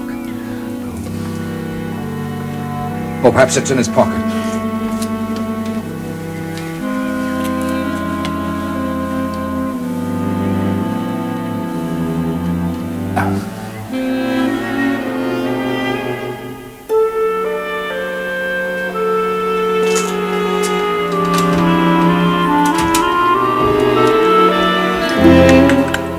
Operator. Operator! This is Dr. Nicholson of the Grange. Put me through to the police station at once. Is it well? Sergeant, there's been a fatality at Merroway Don't have a Court. night raid on the floor. Get over here first and check with the police surgeon. Why would you play now? Why would you play I'd better call my chauffeur. The sooner I go. No, please, don't do that, Lady Frances. Sylvia will need a friend with her tonight. Preferably a woman. If you think I can be of any help.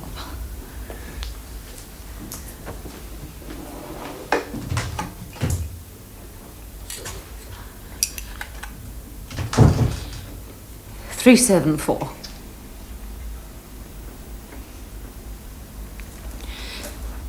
This is Lady Frances Darwin. Could you bring my chauffeur to the phone, please? Milady? Something awful's happened. We must meet. Tomorrow. Same time, same place as today. Frankie, are you all right? Oh, Lady Frances, would you give me a hand to get Sylvia upstairs, please? Henry? No, Sylvia, Sylvia! Henry! No, Sylvia, please! Sylvia, Sylvia, come and lie. calm yourself.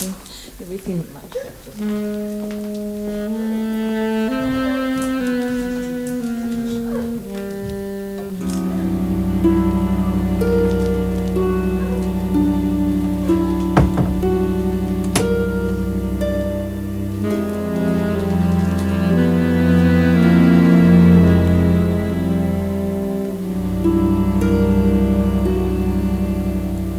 Poor old Henry.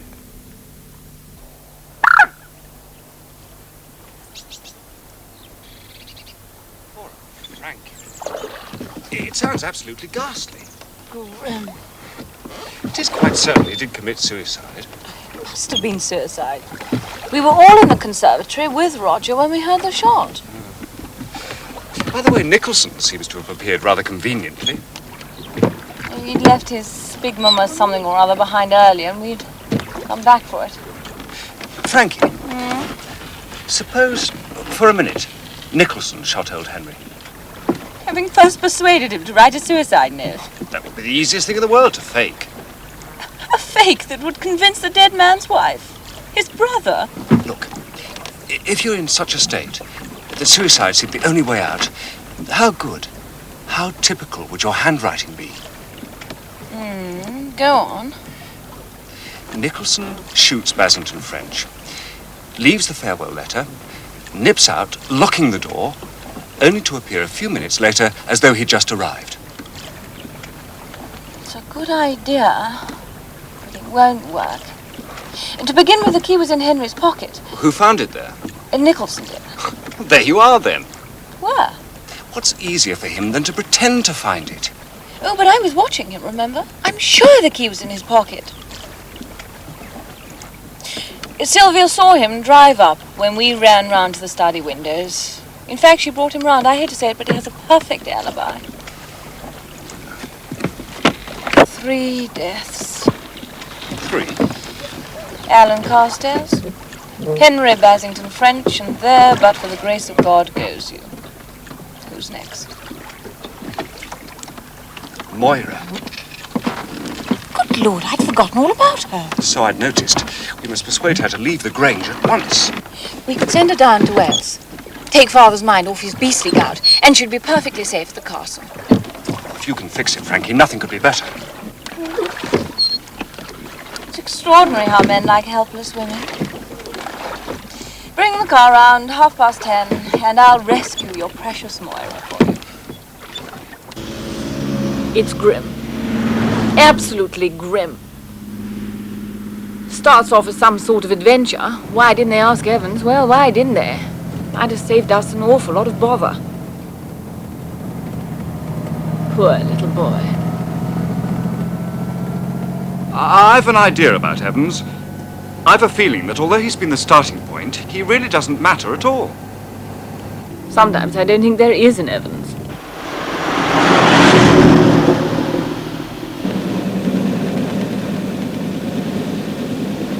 Rather creepy, isn't it? I don't wonder Moira gets the horrors here.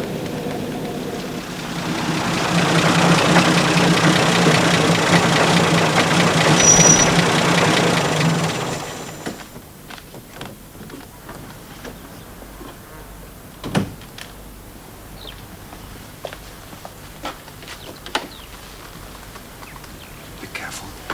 Don't do anything silly.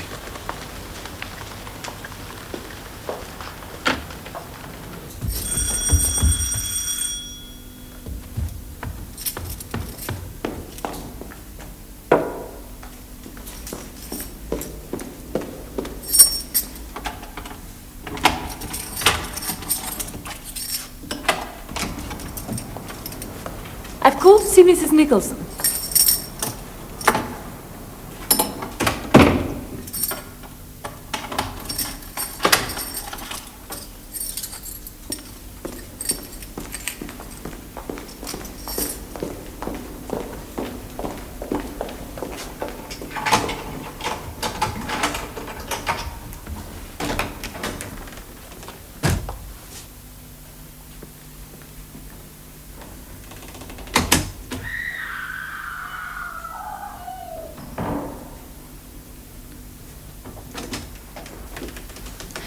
Lady Frances. Good morning, Dr. Nicholson.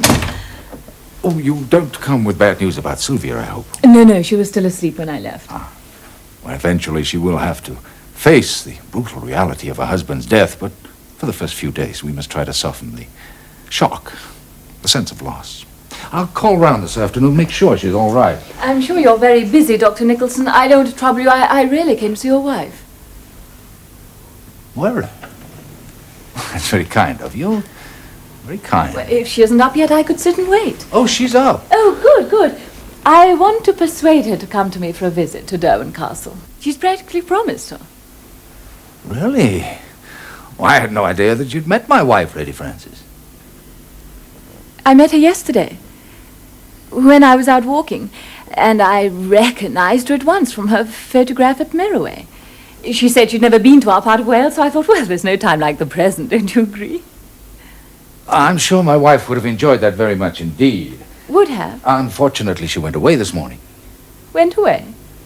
Just for a little change. You don't know where she's gone? London, I imagine. You know, shops, theatres, you know, the sort of thing. Good. Well, I'm on my way to London now. If you'll give me her address, I could call on her this afternoon. Well, she usually stays at the Savoy, but in any case, I shall be hearing from her in a day or so. I believe in perfect liberty between husband and wife. Yes, I think the Savoy will be the most likely place for you to find her. So very kind of you to think of asking my wife to stay, Lady Frances.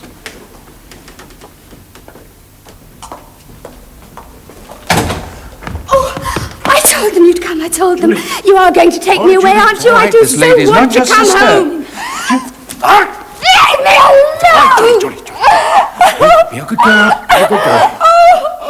We've written to your sister. We told you that yesterday. Now, don't you trust us? Nurse, would you show Lady Frances out, please? Come on. Let's go upstairs.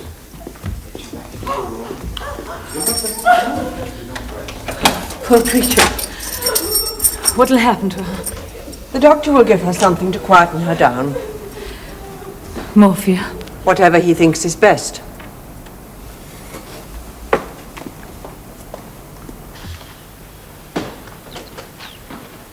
Drive round the corner. Up a track or something. We've got to talk.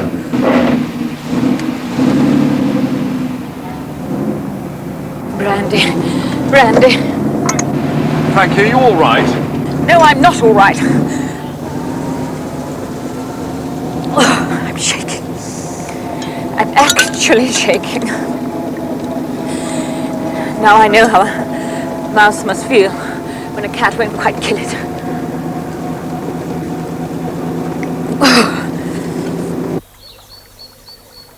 Gone away? When? This morning, he said. I don't believe it.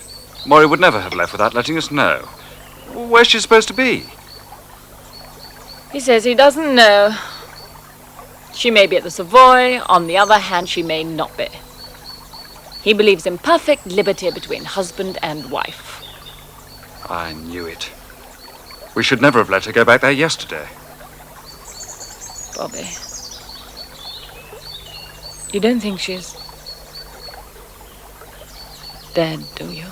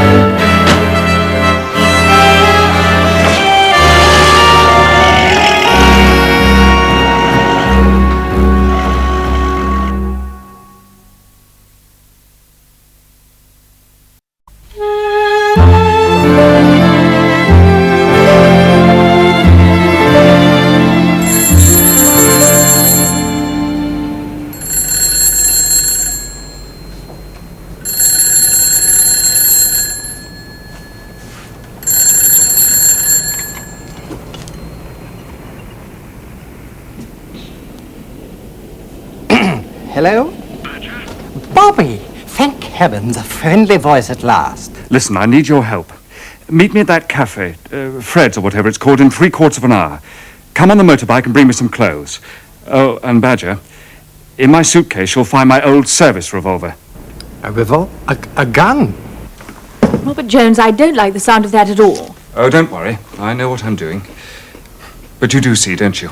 If Moira's in that house, I've got to get her out. You will be careful. Yes. Yes, of course. Now, I think Hawkins, the chauffeur, will have to disappear. I'll move over to the station hotel at Ambledover. It's only a few miles away from the Grange. But if you're not Hawkins, who are you if I have to get hold of you? I quite like being Mr. Spragg. I think I'm going to do a little sleuthing of my own. Oh, frankly... Follow up Roger's hunch.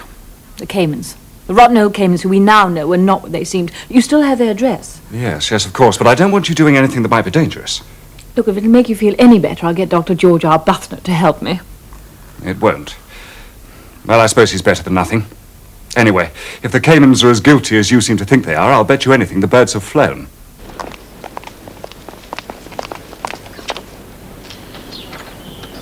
As the Caymans have obviously fled, can't we go to lunch? Don't give up so easily, George.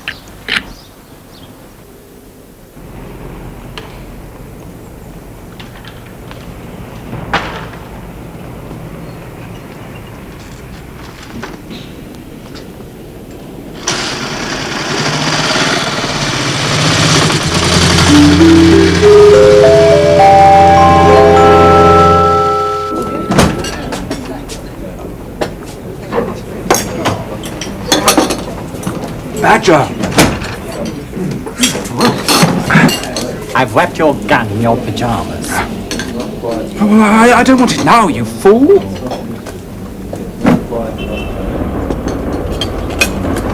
I still wish you'd tell me where you've been and what's going on. If I could tell anyone, I'd tell you. Look, so far, if anyone's known anything, something's happened to them. And I don't want anything happening to you or Frankie. That's why I made her come back to London and wanted you to meet me here instead of the garage. Why? In case it's being watched. How's trade? Could be worse. When I get this cleared up, if ever I do, we'll really get down to it, I promise. Shall I take your chauffeur's uniform? Oh, no, I better hang on to that. You never know. Well, I'd better get back to Staveley, I suppose. Oh, forget I said that, would you? Well, here we are.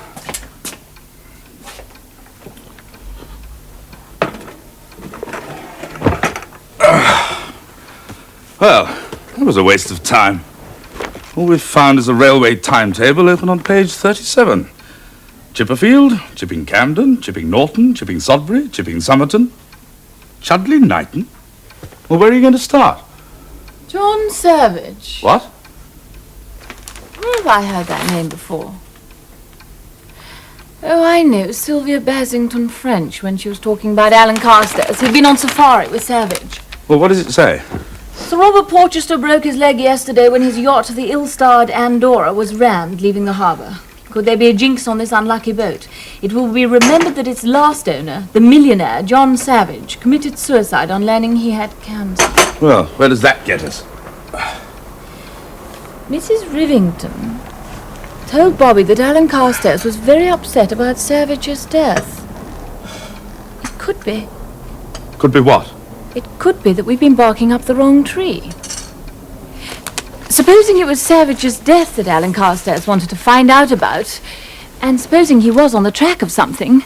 All right, supposing. How do we find out? Why would anyone want to kill a millionaire? Money. Something in his will? Perhaps he left it all to Evans. You know, why didn't they ask Evans? Good heavens, I'd forgotten all about him.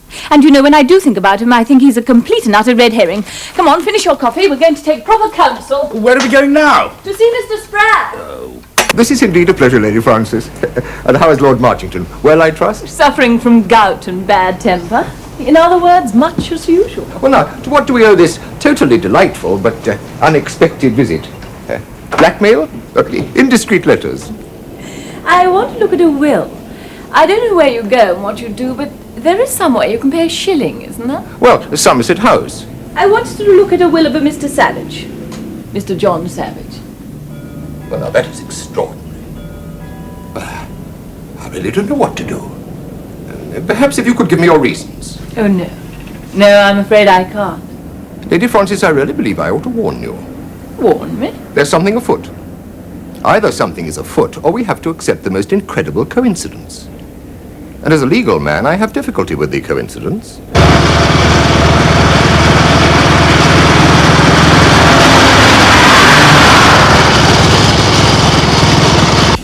I have been impersonated, Lady Francis.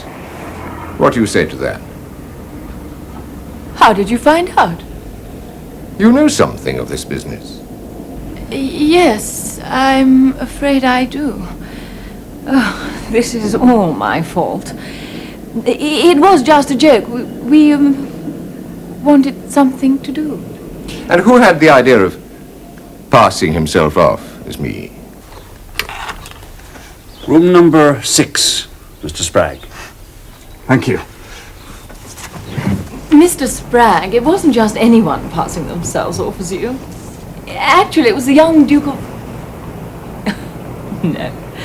No, I mustn't mention any names. It just wouldn't be fair. Oh, you bright young people, what troubles you land yourselves in. High spirits can sometimes lead to complications that can be extremely difficult to settle out of court. I feel terribly ashamed.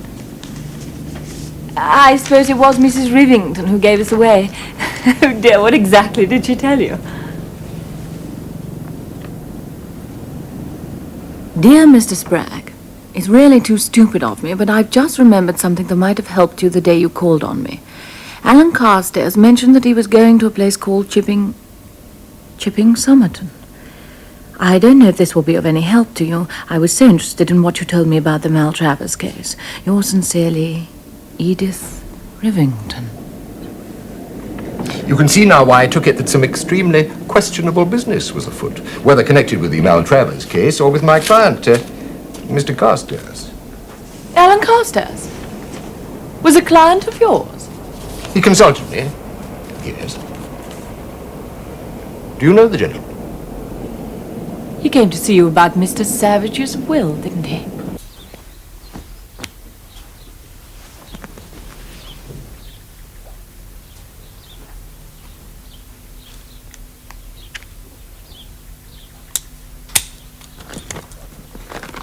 I gave him my opinion that nothing could be done about the will unless Mr. Savage's relatives, neither close to second cousins living in Australia, were prepared to contest it. But undue influence is incredibly difficult to prove. Undue influence? Mr. Savage was a hard-headed businessman, but he was clearly as wax in this woman's hand. Oh, that woman. Alan got so heated about her, I never fully understood what had gone on. Ocean trips are notoriously dangerous, and middle-aged bachelors. Pretty woman, husband prepared to say tactfully in the background. Fatal combination. And by all accounts, this Mrs. Templeton was particularly good-looking. Certainly Mr. Savage found her so attractive that he accepted her invitation to go down and stay at her cottage at Chipping Somerton, where there's no doubt he came more and more under her influence. And then came the tragedy. Mr. Savage feared that he may be suffering from, well, certain disease. Cancer. Subject became an obsession. The Templetons persuaded him to go up to London and consult a specialist. This he did. Here, Lady Francis, I preserve an open mind. But that specialist, most distinguished man, swore at the inquest that Mr. Savage was not suffering from cancer, that he told him so, but that he was so obsessed by his own belief that he refused to accept the truth of it. So what do you think happened, Mr. Spragg? Well, it seems likely that Mr. Savage may have thought the doctor's reassuring words were not true. But what is known is that he came back to Chipping Somerton in a state of great mental distress. He sent for a solicitor, reputable local man, who there and then drew up a will, which Mr. Savage signed and delivered over to the solicitor for safekeeping. Later that same evening, Mr. Savage took a large overdose of chloral, leaving a letter behind in which he explained that he preferred a quick, painless death to a long, painful one. The jury brought in their usual sympathetic verdict of suicide while of unsound mind. Poor man. That, Lady Francis, is one thing he was not. By his will he left a generous sum to various charities and the sum of £700,000 free of legacy duty to Mrs. Templeton. £700,000? That, if I may say so, was Mr. Carstairs' reaction. His contention was that the will was completely uncharacteristic of Mr. Savage, who had no liking for organized charities and strong views as to money passing through blood relationship. I had to tell him that possession was 9 points of the law, and Mrs. Templeton already had possession. And no one knows anything at all about her? Went to live in the south of France and refused to enter into any communication on the matter. Well, with £700,000, who can blame her? Mr. Spragg, you've been wonderful. Simply wonderful. I feel too ashamed. You bright young people, you should be more careful. You've been an angel. Young Duke. Miss Cook, bring me in Burke's Peerage, will you? Going out this time of night, sir? A spot of fresh air on the bike before turning in, you know. Don't sleep too well. You look out for potholes, sir. Young George Chapman came off his bike last week just outside the greengrocer's. Nasty mess. Well, I'll be careful. Don't worry. Sylvia.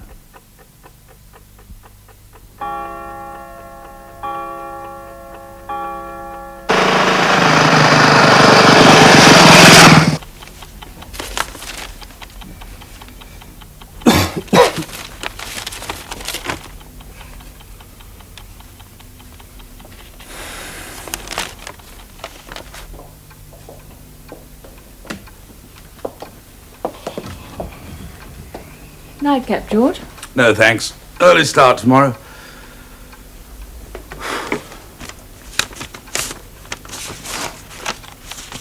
Bad news? From Roger Basington French. The inquest is the day after tomorrow. He wants me to go down.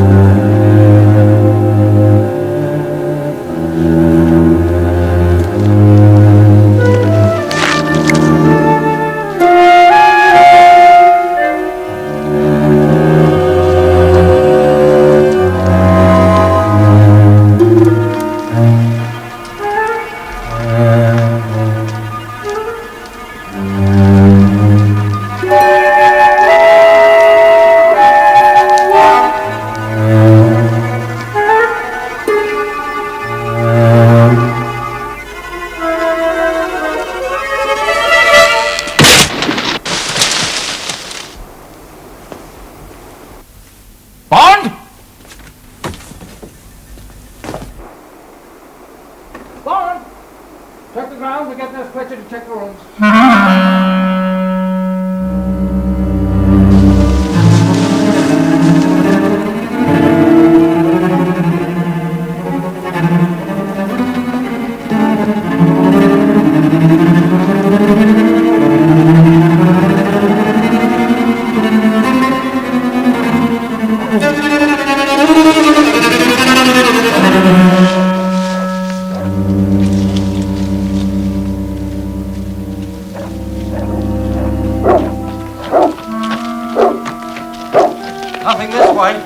Only the limb of that old cedar tree down. Gate's been left open. Nothing else. I reckon it's all clear this way. That's the trouble with working with loonies. You end up hearing things.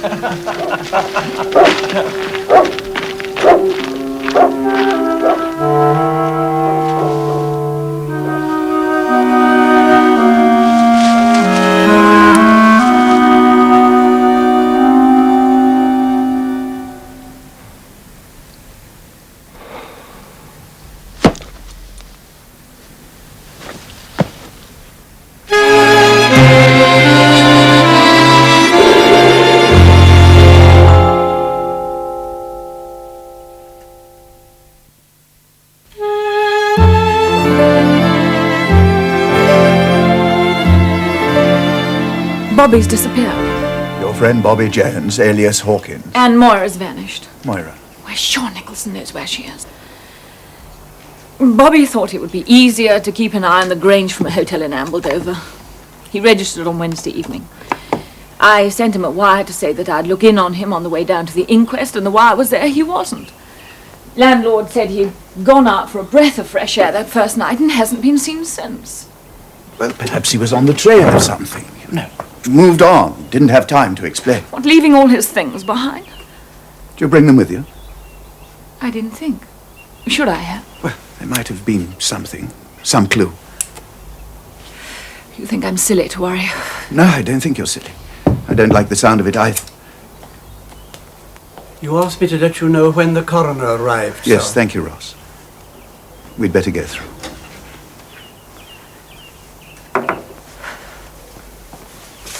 Suicide while of unsound mind. You don't think it was? Do you? I think we were most fortunate to have Dr. Davidson as coroner. He was both tactful and considerate. Everything went off perfectly. Almost too perfectly, wouldn't you say? Like a good stage performance. I think I know how Lady Frances feels. My brother was murdered, Dr. Nicholson. I mean it. The law may not regard it as such, but murder it was. Whoever induced my brother to become a slave to that drug murdered him, as surely as if they'd struck him down. To induce a man to take drugs is indeed a most terrible crime. You came down by car, Lady Frances. No accidents this time, I hope. No. No, I think it's a pity to go in too much for accidents, don't you? Perhaps your chauffeur drove you. My chauffeur's disappeared. Indeed. He was last seen heading for the Grange. Perhaps you've been paying too much attention to local gossip, Lady Frances. I myself have heard the wildest stories. For instance, that my wife and your chauffeur have been seen talking together down by the lake. Haven't you heard from your wife yet? Not yet, Lady Frances. Aren't you at all worried about her? Not as much as you seem to be about the disappearance of your chauffeur. Frankie, these just came for you. Thank you for coming. Are you sure you're all right? Oh, I'm fine. But how I would have managed without Jasper, I just don't know. Well, Though everyone's been most wonderfully kind. Sylvia, I really must be going. Of course.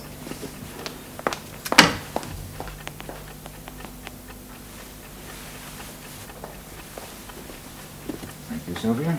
Excuse me.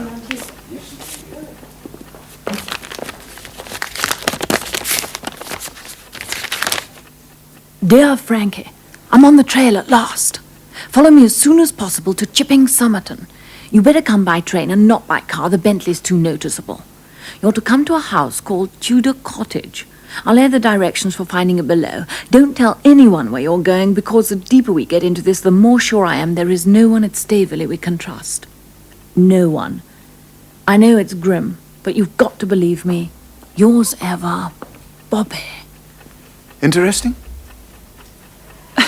Not really. You'll stay to lunch. I must be off. I've hardly seen you. There'll be other times. Oh, Roger, would you do me a favor?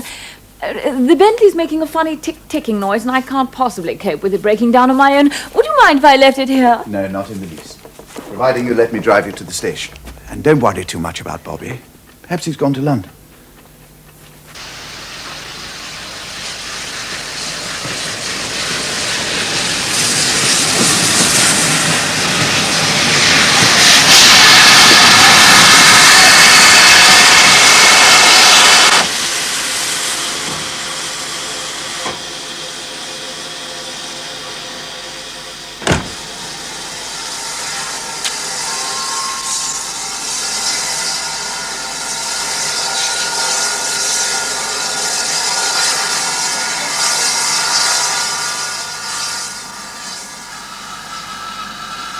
Turn right out of the station, away from the village. This is the track that will take you to the cottage.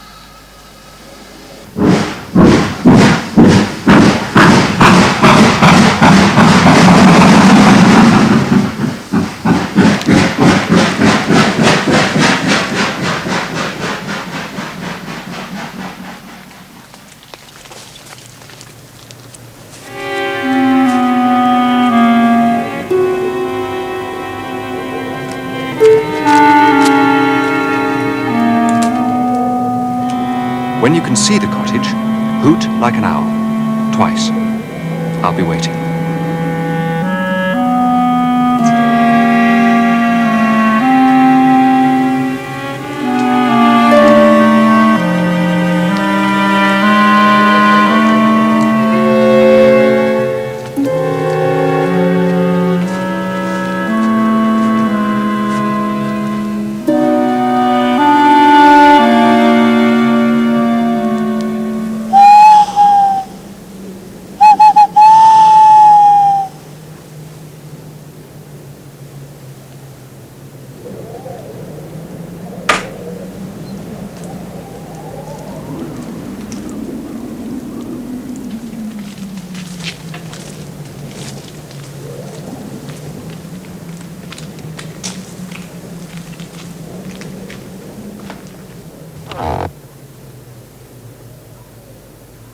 Bobby. Oh!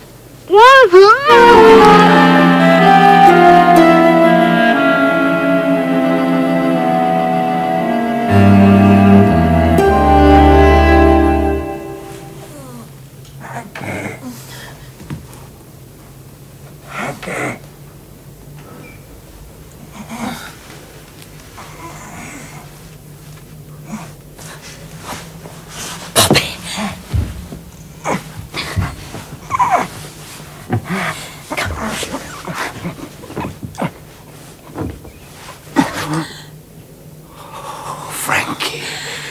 Oh, we've been here for months, haven't we? How did they get you? Was it after you wrote that letter? What letter? You know, telling me how to get here. I never wrote you a letter. Frankie, you didn't. Oh, but I did. But honestly, it sounded exactly like you. Even used the word grim. Grim? What's that got to do with it? Well, you're always using it. No, I'm not. Even all that about not telling a soul made a ghastly sort of sense. Oh, chloroform. Always did make me feel sick. Chloroform? That's how they got me. How did they get you? Well, I wanted to have a look at the Grange after dark, to try to find Moira. I nearly brought it off, too, when somebody must have crept up behind me and given me the most tremendous wallop. I went out like a light. Nicholson, I'll bet. Sort of underhand thing he would do. No, it couldn't have been Nicholson. I'd heard him calling from the house only a few seconds before. Whenever we think it's him, he's always somewhere else. Well, anyway, whoever it was, why just knock me out when it would have been terribly easy to finish me off? I didn't think Nicholson would stick at a thing like that. Same reason as before. They got to make it look like an accident. You don't mean they're going to have another go at me? What day is it? Friday?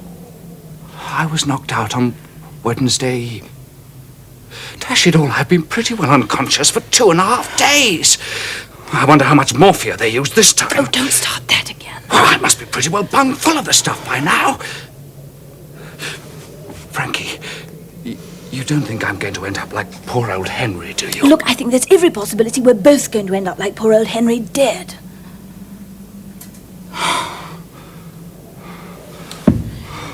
Too bad I won't be able to use all that information I got from Mr. Spragg. Oh, the real Mr. Spragg.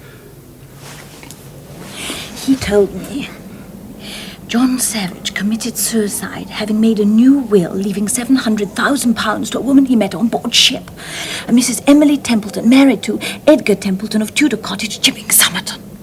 Here? Here. By Jove. So do you think it's the Templetons who've got us? Apparently they're in the south of France enjoying her ill-gotten gains. Oh. And, Moira? She's still missing. If that brute has laid a finger on her... Frankie, we've got to get out of here. For her sake. I'd quite like to get out of here for my own. Let's see if I can undo your hands with my teeth.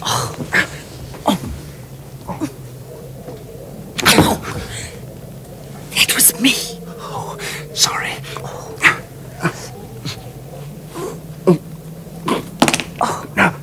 No good. I'm not making slightest impression. Yes, it's loosening.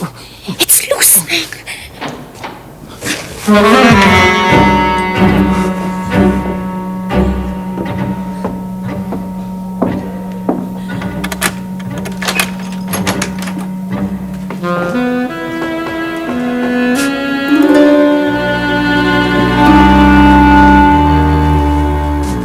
Unworthy of you, my dear young lady, to fall into such an easy little trap. I knew it was you. And made your suspicions very obvious. Possibly a little too obvious. Wouldn't you say now? At any rate, let me see if you're still comfortable. Up we get. There now. I trust you won't find this too intolerable, but it will only be for a very short while. What are you going to do to us? You taunted me, Lady Frances, with being too fond of accidents. Maybe I am. At any rate, I am going to risk one more accident. Lady Frances Derwent, her chauffeur beside her, mistake a turning and turn into a disused road leading to a quarry. The car crashes over the edge. Lady Frances and her chauffeur are killed. Oh, and just to add credibility to the event, it will be made to look as if Lady Frances had most certainly been doing the driving. You can't count on us being killed outright. Oh, I promise you, both you and Lady Frances will both be quite dead when your bodies are discovered. You're making a big mistake, you know. Especially where Lady Frances is concerned. Yes. Yes, in that very clever letter you forged, you told me to tell nobody. Well, it just so happens I made an exception. I told Roger Basington French. And if anything happens to us, he will know who's responsible. A very good bluff, but I'll call it. What about Moira? Your wife, you swine? Have you murdered her too? Moira is still alive. How much longer she will remain alive, I really don't know.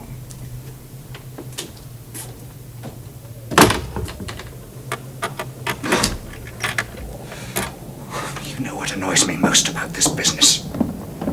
What? Being hurtled into the next world without knowing who Evans is.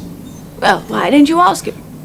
You know, sort of last-minute boon. He can't refuse to tell us now. Not now we're going to die.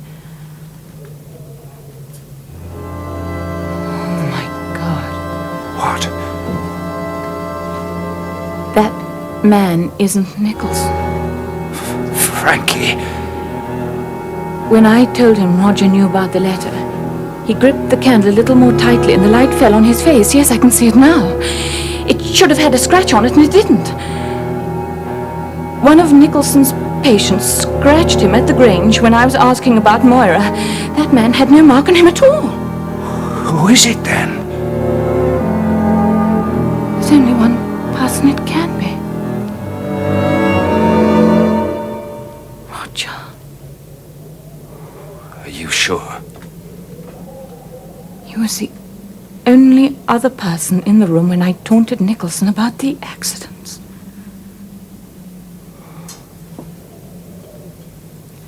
Frankie, you know what this means. It really is all up with us now. Moira's a prisoner. You and I are bound hand and foot. Nobody else has the least idea where we are.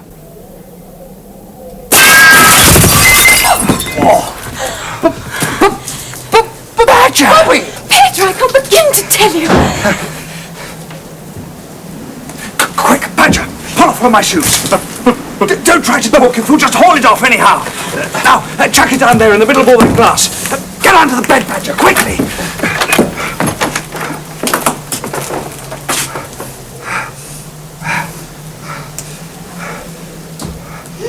Very clever. Extremely acrobatic. How did you manage that, then, I wonder? Perhaps these ropes should be a little bit tighter. Perhaps they should. Houdini, I believe, saw the sort of things to challenge. I do hope you won't be so foolish as to make that sort of mistake. I'm sorry if it's a little drafty now. You'll have to blame your enterprising chauffeur.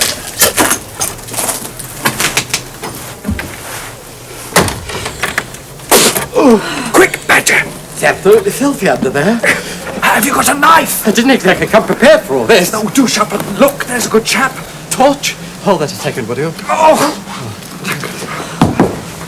Matches. We could burn them off, I suppose. Come on, Badger. Penknife. No, ladies first. Sorry. Oh, Badger, whatever rotten things I've said about you in the past, I'm well and truly sorry. Oh, I think my thumbs are going to drop off. Well, did you get a good look at him? Yes, you're absolutely right. No scratches, I can see now. All the same, you have to admit it's a pretty good performance. I've got cramp. Oh, how we could ever have thought it was Nichols. Who was what? Our charming friend who's just gone out. I actually thought he was somebody else. Well, that was Roger Bassington French, didn't you know? We know now, but how did you know? Well, I went to Oxford with him.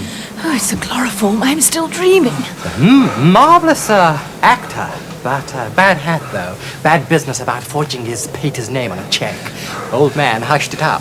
He was a year or two ahead of me, of course, but I recognize him anyway. Why didn't you tell us you knew him? You never asked me. Come to think of it, you never even mentioned his name. In point of fact, you've been jolly secretive about the whole... Look, what I want to know is what miracle brought you through the skylight? Keep your voices down. Well, you see, after you went off, I got into a bit of a mess. I couldn't pay the bills, so I came to find you to see if you'd lend me a fiver. Oh, Badger. Badger, if we ever get out of this, I'll get Father to give you as many fivers as you want. Well, that's not what friends are for. But how did you find us? By being jolly cunning, that's how. All you told me was Staveley, so I looked it up on the map. I reckoned if I couldn't find you, I'd certainly find the Bentley. And I did. But I left it at Meroway Court. I found it before I got to Staveley, actually, outside the Station Hotel. That's right. The village called Ambledover. How did you know that? Because that's where I was staying. Well, that's what I thought. Anyway, there were some things, rugs and things in the back of the car, and nobody about. So I got in, and I pulled the rugs over me, and I was about to give you a surprise of your life when you came out. I did? Well, the bloke I thought was you. He was wearing your chauffeur's uniform. He had a cap jammed down over his head and was wearing a moustache. Oh, he must have got it out of my room at the Station Hotel. Well, he got into the car and drove off, and I was just about to spring out and say, "Got you," when I realized it wasn't you at all. Roger again. I'm sorry. I told him everything, where you were staying, that all your things were still there. It's all my fault. But I was so worried about you. Were you really? Desperately. Do you want to know what happened next? Oh, yes, of course. Well, finally, we arrived here. He drove the Bentley into the garage. There was a little window, though, and I saw you arrive. I thought you'd come to rescue me, actually. Well, then the chauffeur fellow grabbed you. Well, I'm not a complete fool. I knew something was wrong, but all the downstairs windows are shuttered. So then, I scaled the drain pipe and found that. And then I slipped. Well, but for you, Badger, my lad, Frankie and I would have been corpses in about an hour's time. Well, now that I've arrived in the nick of time, what do we do next? There's only one thing we can do.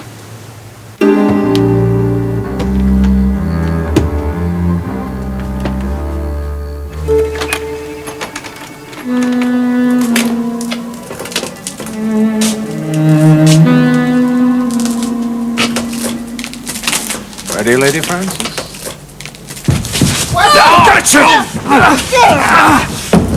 Good evening, Mr. Bassington French. You will be if I have anything to do with it. Quick, Badger, get him on the bed! Right, all right, then. There's no need for all this. There certainly is. And apart from anything else, it's your turn to find out how jolly uncomfortable it is. How could you? Sorry. You forged that letter from Bobby, didn't you? Yes, I did. Another of my talents. And Bobby? Bobby was easy. I got him neatly on the back of the neck with a sandbag, didn't I? All I had to do was drag him out to where my car was waiting, shove him in the diggy, and drive him down here. I was back at Merroway the next morning in time to console the grieving widow. Why did you pretend to be Nicholson? Why did I now? Partly, I think, the fun of seeing if I could spoof you both. You were so absolutely certain he was in it up to the neck. You mean he's totally innocent? Well, as a child unborn. But he did draw my attention to that car accident of yours. Made me realize you mightn't be quite the innocent young thing you seem to be. There's something you've got to tell me. Got to? No point not telling me now. And it's been driving me mad with curiosity. Who is Evans?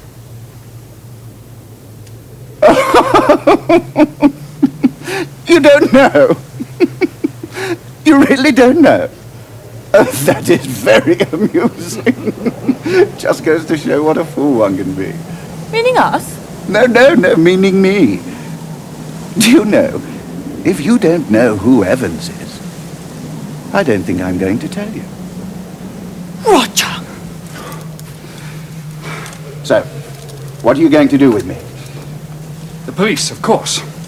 Quite right, yes. Ring them up, hand me over. The charge will be abduction, I suppose. I shall plead a guilty passion. What about murder? Murder?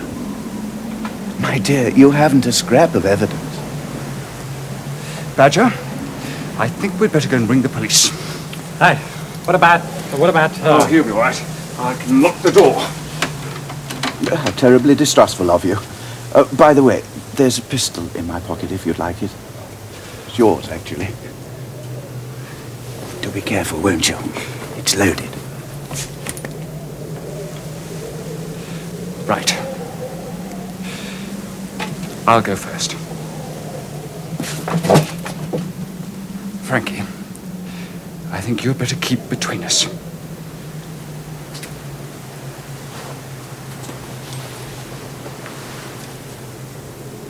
Frankie, straighten my collar for me, would you? One likes to look one's best when meeting the constabulary.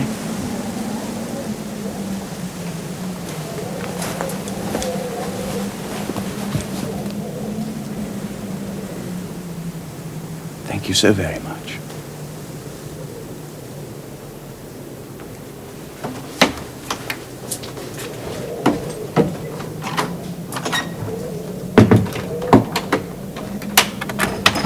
Right. Now quietly. You must be quite sure and not make a mess of things now. He's a queer chap, isn't he? Damn good loser. We'd better check this room first. We don't want to be taken in the rear. Look!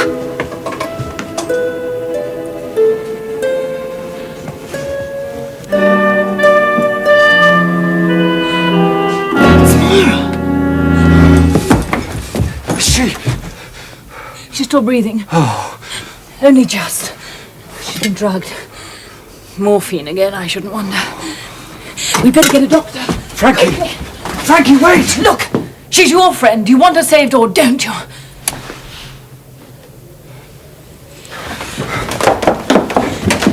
Probably cut the wires. Oh, good. Doctor first, police second. No, police first. They'll bring a doctor. Here, let me. It's men like you who stop women getting the vote. Operator! Operator! Oh, well, come I know on! it's heartless of me, but I'm going to see if there's something to eat. Police station, Come on, please. This is an emergency. Police station, this is an emergency.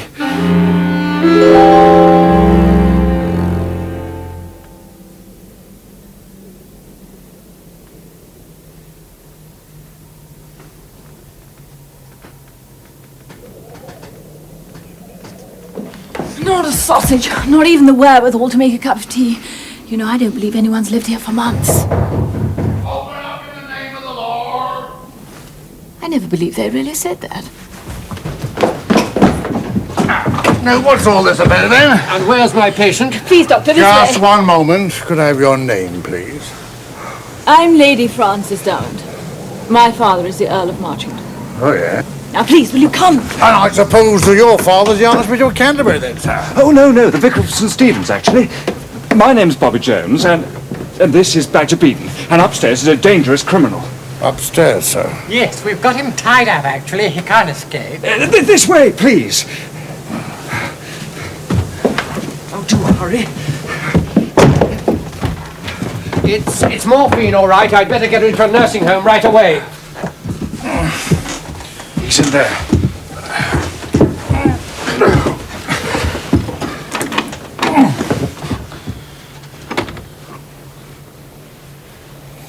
Oh, sorry.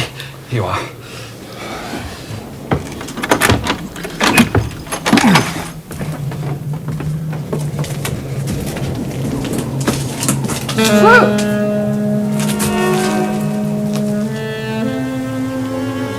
Well, sir?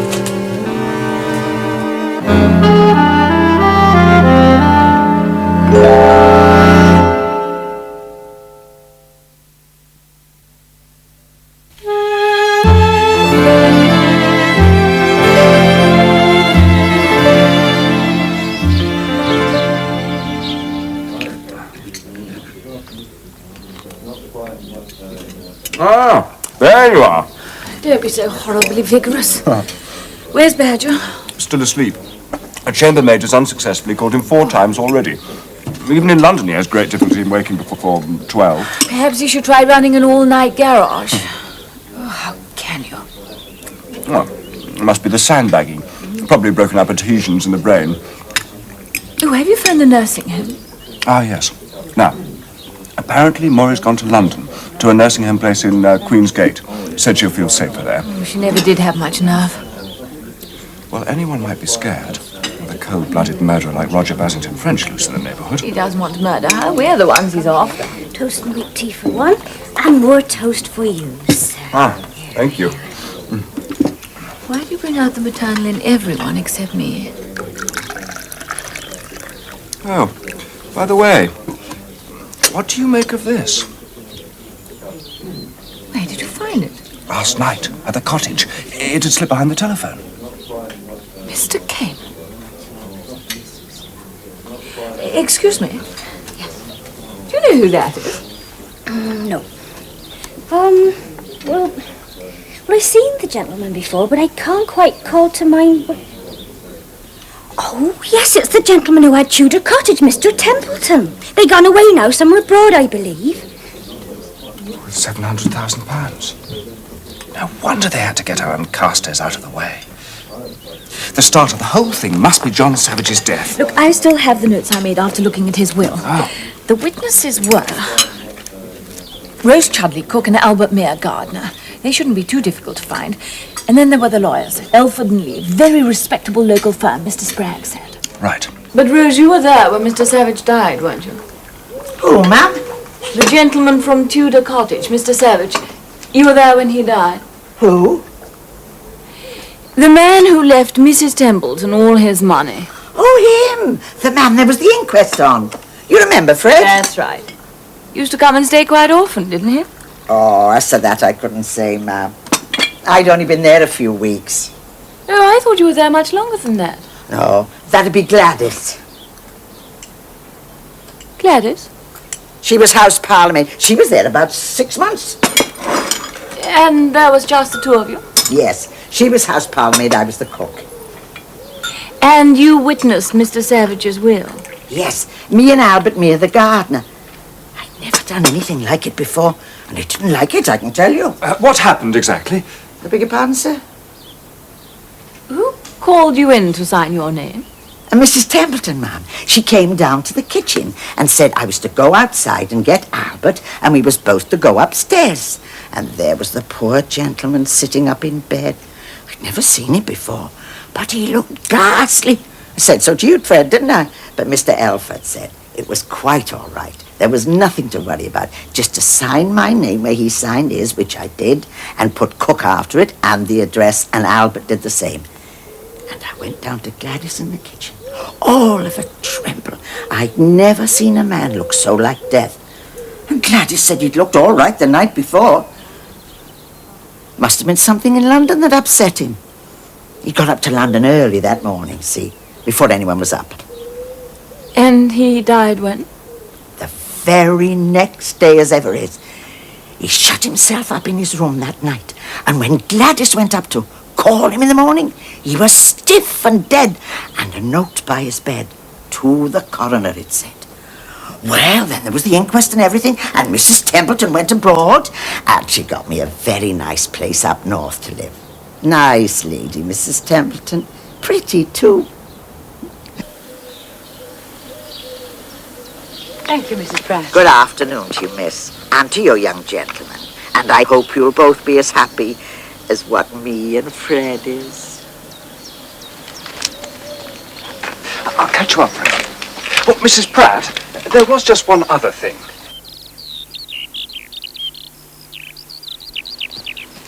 I found him. Pity he can't talk. Why? He might have told us the answer to the one thing that's still puzzling me. Why Mrs. Templeton sent for the gardener to witness the will when the house parlourmaid was there all the time. Why didn't they ask the parlourmaid? It's odd you're saying that. Why? Because that's why I went back, to ask Gladys's name and address. Well? The parlourmaid's name was Evans.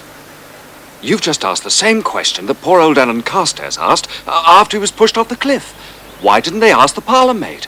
Why didn't they ask Evans? Bobby, we're getting there at last. Carstairs must have been nosing around, just as we are, looking for something fishy, and the same point struck him too. That's why he went to Wales. Gladys Evans is a Welsh name. Evans was probably a Welsh girl. He was following her. Someone was following him, and so he never got to her. All right. So why didn't they ask Evans? With a couple of female staff in the house, why send for the gardener? Perhaps because both Rose and Albert were chumps. Bobby. Sorry, Albert. Whereas Evans may have been rather a sharp girl. It can't only be that. Mr. Elford was there too, and he's shrewd enough. Oh, the answer's so close. Evans. Why Rose and Albert, not Evans? I'm getting it. Just a sort of flicker. Bobby. If you're in a house with two servants, which do you tip? The house parlourmaid, of course. One never tips the cook, one never sees her, for one thing. No. And she never sees you. What are you getting at? They couldn't ask Evans to witness that will because she would have seen the man making it wasn't Savage. Well, who was it then? 3 guesses. Not Roger Basington French again. Don't you see? Roger impersonated Savage. I bet it was Roger, too, that went to the doctor, made all that fuss about having cancer. Remember Mrs. Pratt said he left early that morning before anyone was awake? I bet poor old Mr. Savage never left the house at all. They probably drugged him, kept him in that foul garret they shut us up in while Roger did his impersonation stunt. As soon as the will is signed, they pop Savage back into his own bed, give him an overdose of chloral, and Evans finds him dead in the morning. I do believe you've hit it, Frankie. But how do we prove it? I don't know. Yet. But an expert should be able to detect that signature's a forgery. They didn't before. Because nobody raised a question. One thing is certain. We've got to find Evans. She may be able to tell us a lot. Where are we going? The post office. A 2-shilling book of stamps, please. 2 shillings, is it? There we are, my dear. Thank you. Lovely day, isn't it? For those as has time to enjoy it. I expect you get much better weather here than we get in our part of the country. I come from Wales. You wouldn't believe the rain in Wales. We get a fair bit of weather here ourselves. Yesterday now. Very nasty day yesterday. What part of Wales be you from? Marchbold. Do you know, now I come to mention it, we have someone there who comes from this part of the world. Her name's Evans. Gladys Evans. Gladys Evans? Yeah. Oh, she was in service at Tudor Cottage, but she wasn't a local girl. Came from Wales. Went back there too to get married. Roberts, her name is now. I say, you wouldn't have her address. I borrowed a raincoat from her and forgot to give it back. Now, if I had her address, I could post it to her. Of course I know her address. Sends me a postcard now and again. She and her husband have gone into service together. Oh, now where did I put it?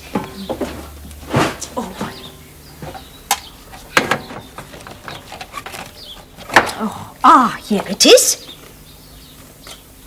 Mrs. Roberts, the Vicarage, Marchbold. Thank you. There she was at the vicarage all the time, looking after Father, looking after But me. now you can see how dangerous it was from their point of view. You and Evans were actually under the same roof. With Roger at large, it's still dangerous. That's it. Back to Marchbold.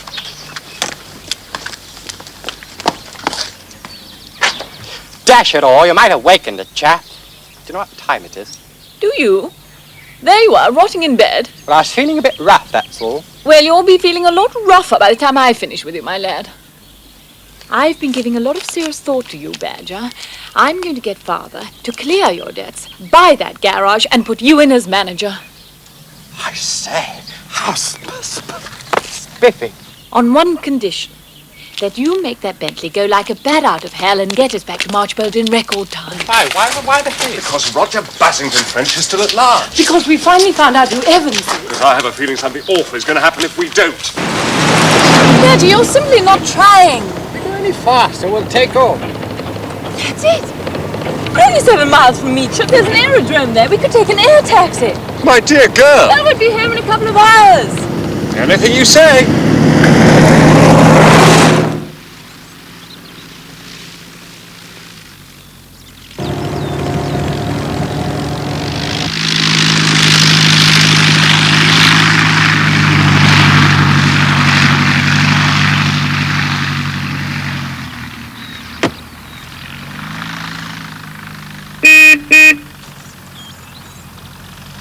Whatever's the matter with you?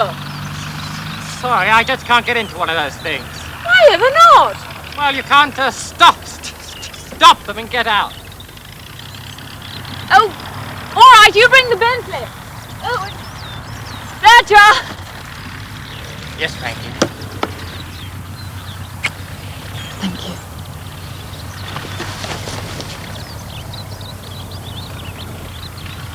Here up, Bobby. Think of Mrs. Roberts and Roger Basington French.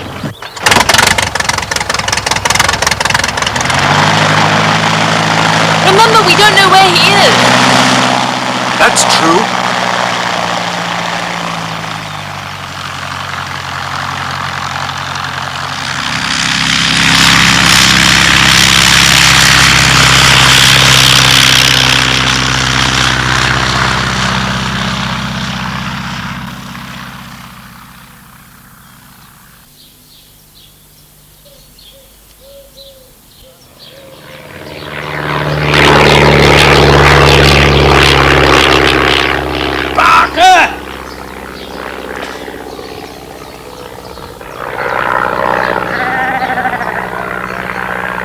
There's an outrage on the lawn!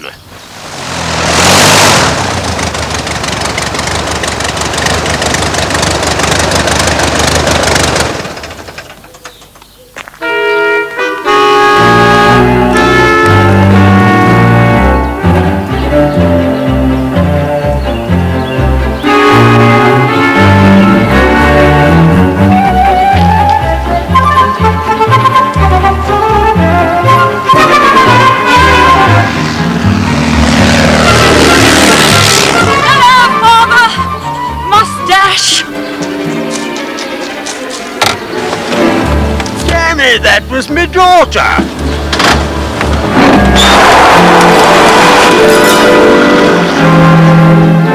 Come to think of it, that was my car.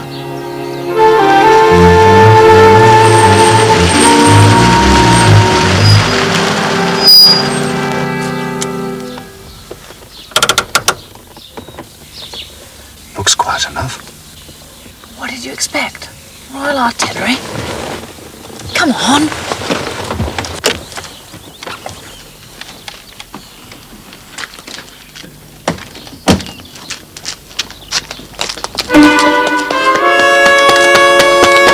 Thank goodness you've come. Moira, I'm so glad to see you. I didn't know what to do. what on earth brings you here? The same thing that brought you.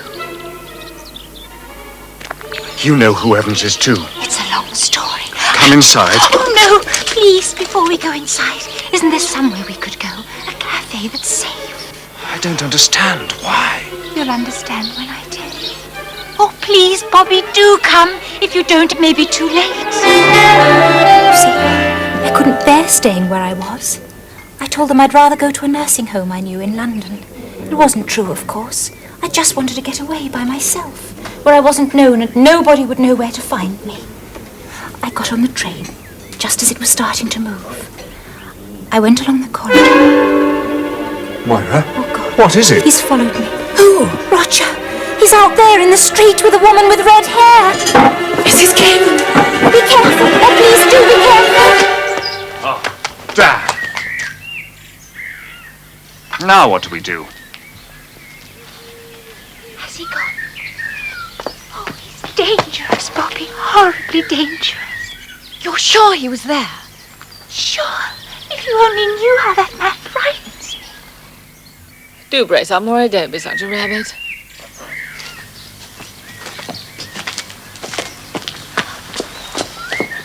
Now, look here. It's all right. He can't do anything as long as we all stick together. Now, sit down. Drink your coffee. Oh, put sugar. Oh, Frankie. sorry. Very useful things, sugar bells, don't you think? Have you gone batty, Frankie? What the devil are you doing? Taking a sample of this coffee for George Arbuthnot to analyse. It's no good, Moira.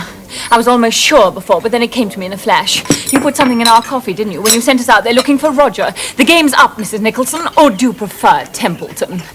If she denies it, ask her to come to the vicarage and we'll see if Mrs. Roberts can identify her. You bitch. Why do you think she wouldn't come to the vicarage? You interfering bitch. I'll see you both damned in hell before I let you take what's mine.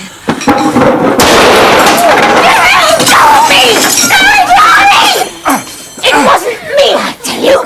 It was him! Spot trouble, is it? Nice cup of tea, my lady. Thank you. Vicar will be back later.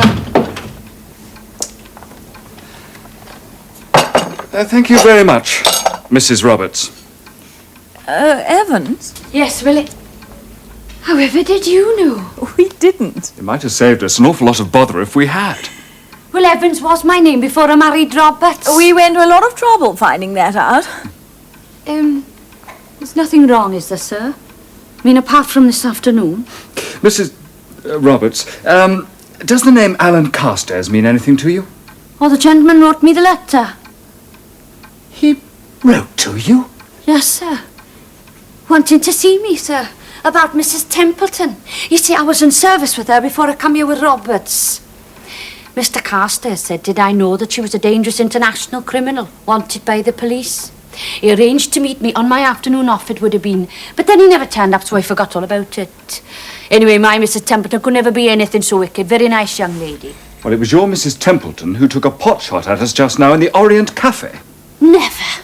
Mrs. Roberts, when Alan Carstairs didn't turn up, but a body did, didn't that strike you as odd? Well, the man at the bottom of the cliff was called Pritchard. I mean, why should a man called Pritchard be a man called Carstairs, I ask you? And then those people, they came and identified him. Oh, the Caymans. Yes, well, believe it or not, Mr. Cayman was your ex-employer, Mr. Templeton.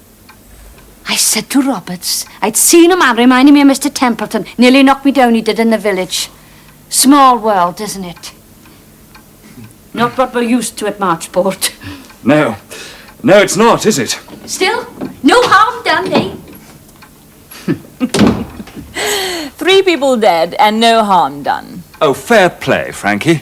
We weren't all that bright ourselves. Well, I thought I did jolly well, considering I had no idea what was going on in the first place. The person I feel sorry for is Sylvia. Moira will obviously drag Roger into it and there'll be an awful lot of publicity.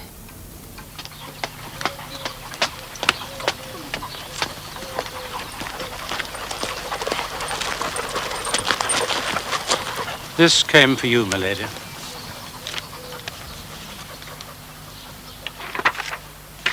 Frankie, Tommy and I need your help. Desperate circumstances. We'll be at Merroway tonight only. Please come. Sylvia.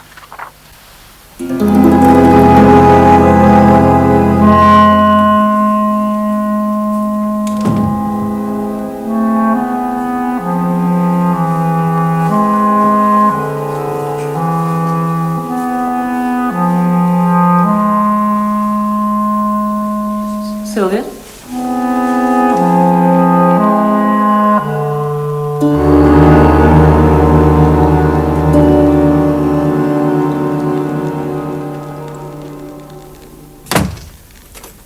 I'm so glad you could come.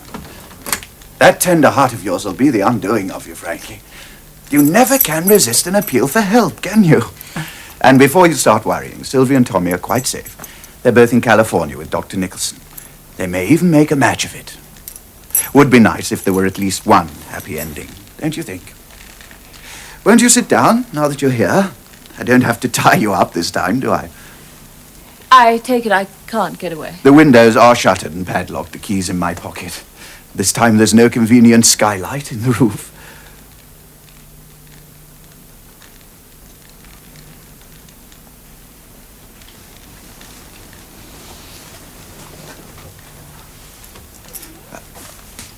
Unopened.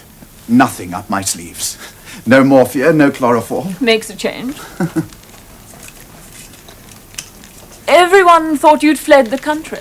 That's what they were meant to think. But it really would have been too stupid to try and escape while the hunt was on. No, actually, I spent a couple of very interesting afternoons in the public gallery at the Old Bailey watching Moira's trial. Fascinating, wasn't it? Would you like to know the truth about Moira? Moira was an accomplished criminal by the time she was 15. If you hadn't stopped her, helpless little Moira might have ended up running the biggest drug ring in the Western Hemisphere. With you to help her. A man must have some ambition. You were in love with her. Well, perhaps I thought I was for a time. I was attracted by her. Enormously. We met in America. Things were getting a little too hot for her here. Well, and for me, actually. So we decided to move the entire operation over here. That's why we married her off to Dr. Nicholson. Married her off? Nicholson offered her a new name, a new country, a new identity, and perfect cover. A clinic where they cured drug addicts. It didn't worry you at all? The effect you'd be having on innocent lives? My dear Frankie, I truly believe that every man has the right to go to hell in any way he chooses. Like your brother, you mean? Like Henry. Just as you didn't like Moira, I didn't like Henry. He was a fool. He didn't care about Merraway. I do care. I love it. That time I thought I wanted only two things: Merraway and the money to run it in the way it deserved to be run, and to restore it to its former glory. I nearly got both. You stopped me. But not in time. Murder, my dear Frankie, is merely an acceleration of the natural process. You're a monster. Not cold, are you? I wouldn't like you to freeze to death. You were quite prepared to tip me into a quarry. I shouldn't have enjoyed it. Did you enjoy killing John Savage? Savage was the goose that laid the golden egg. Moira found him and set him up. She was travelling as Mrs. Templeton at the time. Well, you know how romantic boat trips can be. Savage wrote a letter enclosing a photograph of his beloved and sent it to his friend, Alan Carstairs. Who you pushed off a cliff in Wales. Do wish you could have seen me as Savage. I was superb. The plot may have been Moira's, but the performance was all mine. And Savage did die quite quickly, I promise you. Mrs. Templeton conveniently disappeared abroad with the loot, so that Moira could reappear at the Grange to be welcomed home by her doting and totally unsuspecting husband. How a psychiatrist could ever trust a woman, I shall never understand. Having forged your way into £700,000, why didn't you take the lot while you were about it? Far too suspicious. No, the charity touch was my idea. Sounded so respectable, sort of unfishy. And yet it was the charity touch, as you called it, that made Alan Carstairs so suspicious. Well, yes, that and the most appalling piece of luck. Some friends brought him down here for lunch. He saw this picture of Moira, recognized it at once as the woman in the photograph that Savage had sent to him. That's the trouble with Moira. Once seen, never forgotten. Then he followed the trail to Chipping Somerton, and then, like you, to Marchbold. And ended up with a broken back. Not like you. Do you realize, if your friend, Bobby, had been an even tolerably competent golfer, you and I wouldn't be chatting here now. Alan Carstairs would have died, anyway. His body would have been washed out to sea, and no one would have been any the wiser. I must say, it was a bit of a blow when I realized he hadn't been killed outright. I was in the most frightful dilemma. It was just as well Bobby had to go herring back to Evensong. Gave me just time to remove the photograph of Moira and plant one of Amelia Cayman in its place. We thought we were home and dry. Then Bobby rocked the boat. Why didn't they ask Evans? Bobby knew about Evans, but he didn't know that Evans was at the vicarage. Well, we couldn't afford that link to be made. So Moira drove down to Marchbold in Nicholson's green Talbot, popped an awful lot of morphia into Bobby's beer, and thought that that was that. When she came face to face with him in the grounds of the Grange, she was so genuinely surprised, she nearly passed out. Still, she put Bobby off the trail jolly well. I thought. Didn't you?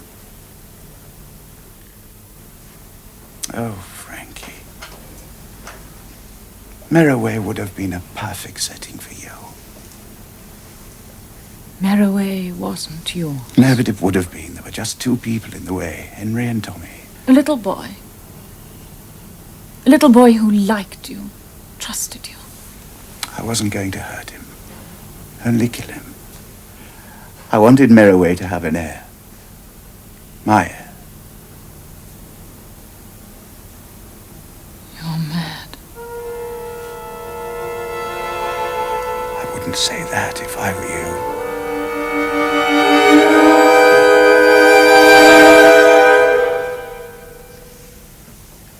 Anyway, before I decided what to do about Henry, Henry decided for me.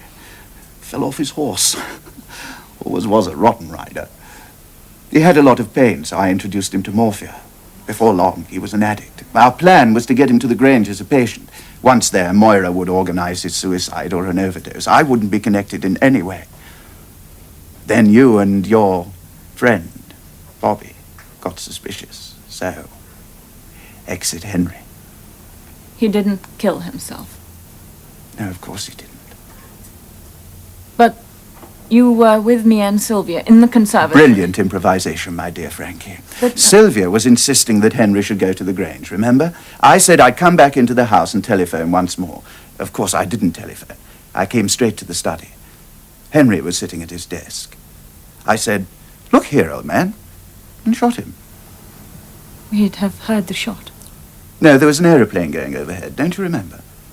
I was immensely grateful to it. Well, otherwise I should have had to spin some awful yarn about bursting into the study a second too late, and well, there wouldn't have been that lovely suicide note. Forging that was easy. Henry's hand had been trembling so much for the past few months, no one would have remembered what his writing looked like. Then I wiped my fingerprints off the gun, pressed Henry's hand around it. I put the key of the study in Henry's pocket, and I went out, locking the door from the outside with the dining room key, which fits the lock. Then I rejoined you and Sylvia in the conservatory. But you were with me when I heard the shot. Yes, I was. I placed a bullet in the fire. It gave me just long enough to get back to you and Sylvia before it exploded. I slipped back in here later and removed the evidence. I really was quite pleased with the result. The fact that Nicholson happened to come by at just that moment was a bonus. And you should have realized only a thoroughly innocent man could have behaved quite so suspiciously. I'll remember next time. Next time?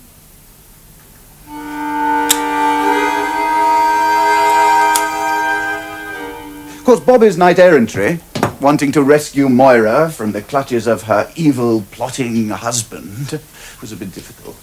That's why Moira came off down to the cottage. And jolly grateful I was to have her around, too. Mind you, you were splendid. I really thought you had me that time. How did you get away? Moira. She knew from the noise upstairs that something had gone wrong. She was drugged. she injected herself with a large dose of morphia, knowing it wouldn't take immediate effect. Then, while you were phoning the police, she slipped upstairs and cut me free. But Bobby had locked the door. One door was locked, but there are two. Looks like a cupboard, I know, but it isn't.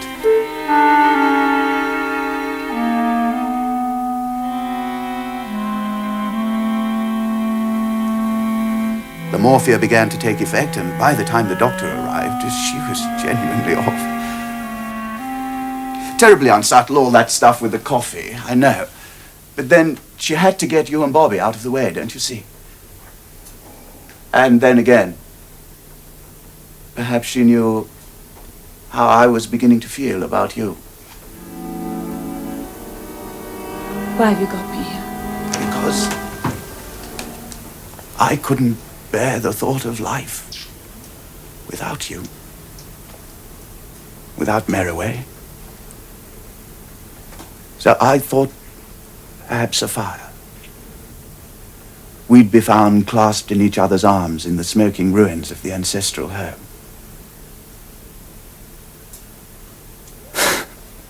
It's all right. I'm far too much of a coward.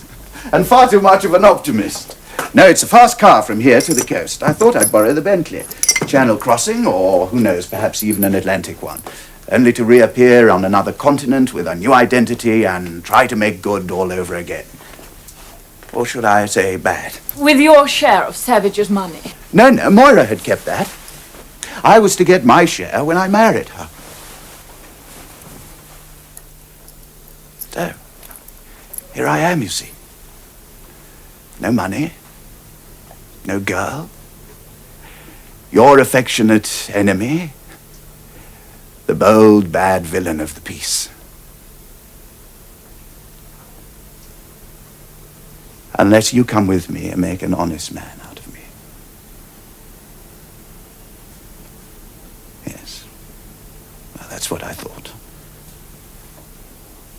So, I'll just walk out of here, lock the door. You're not going to leave me? My dear Frankie, you won't come with me, so it's goodbye.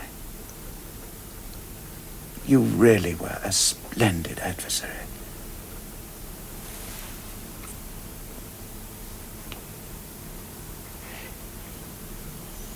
You won't get away with this, you know. Who's going to stop me?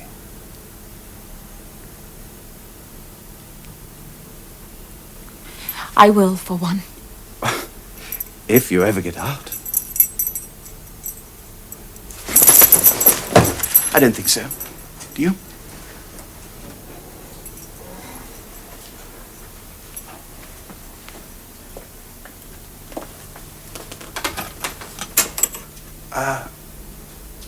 Sure you won't change your mind?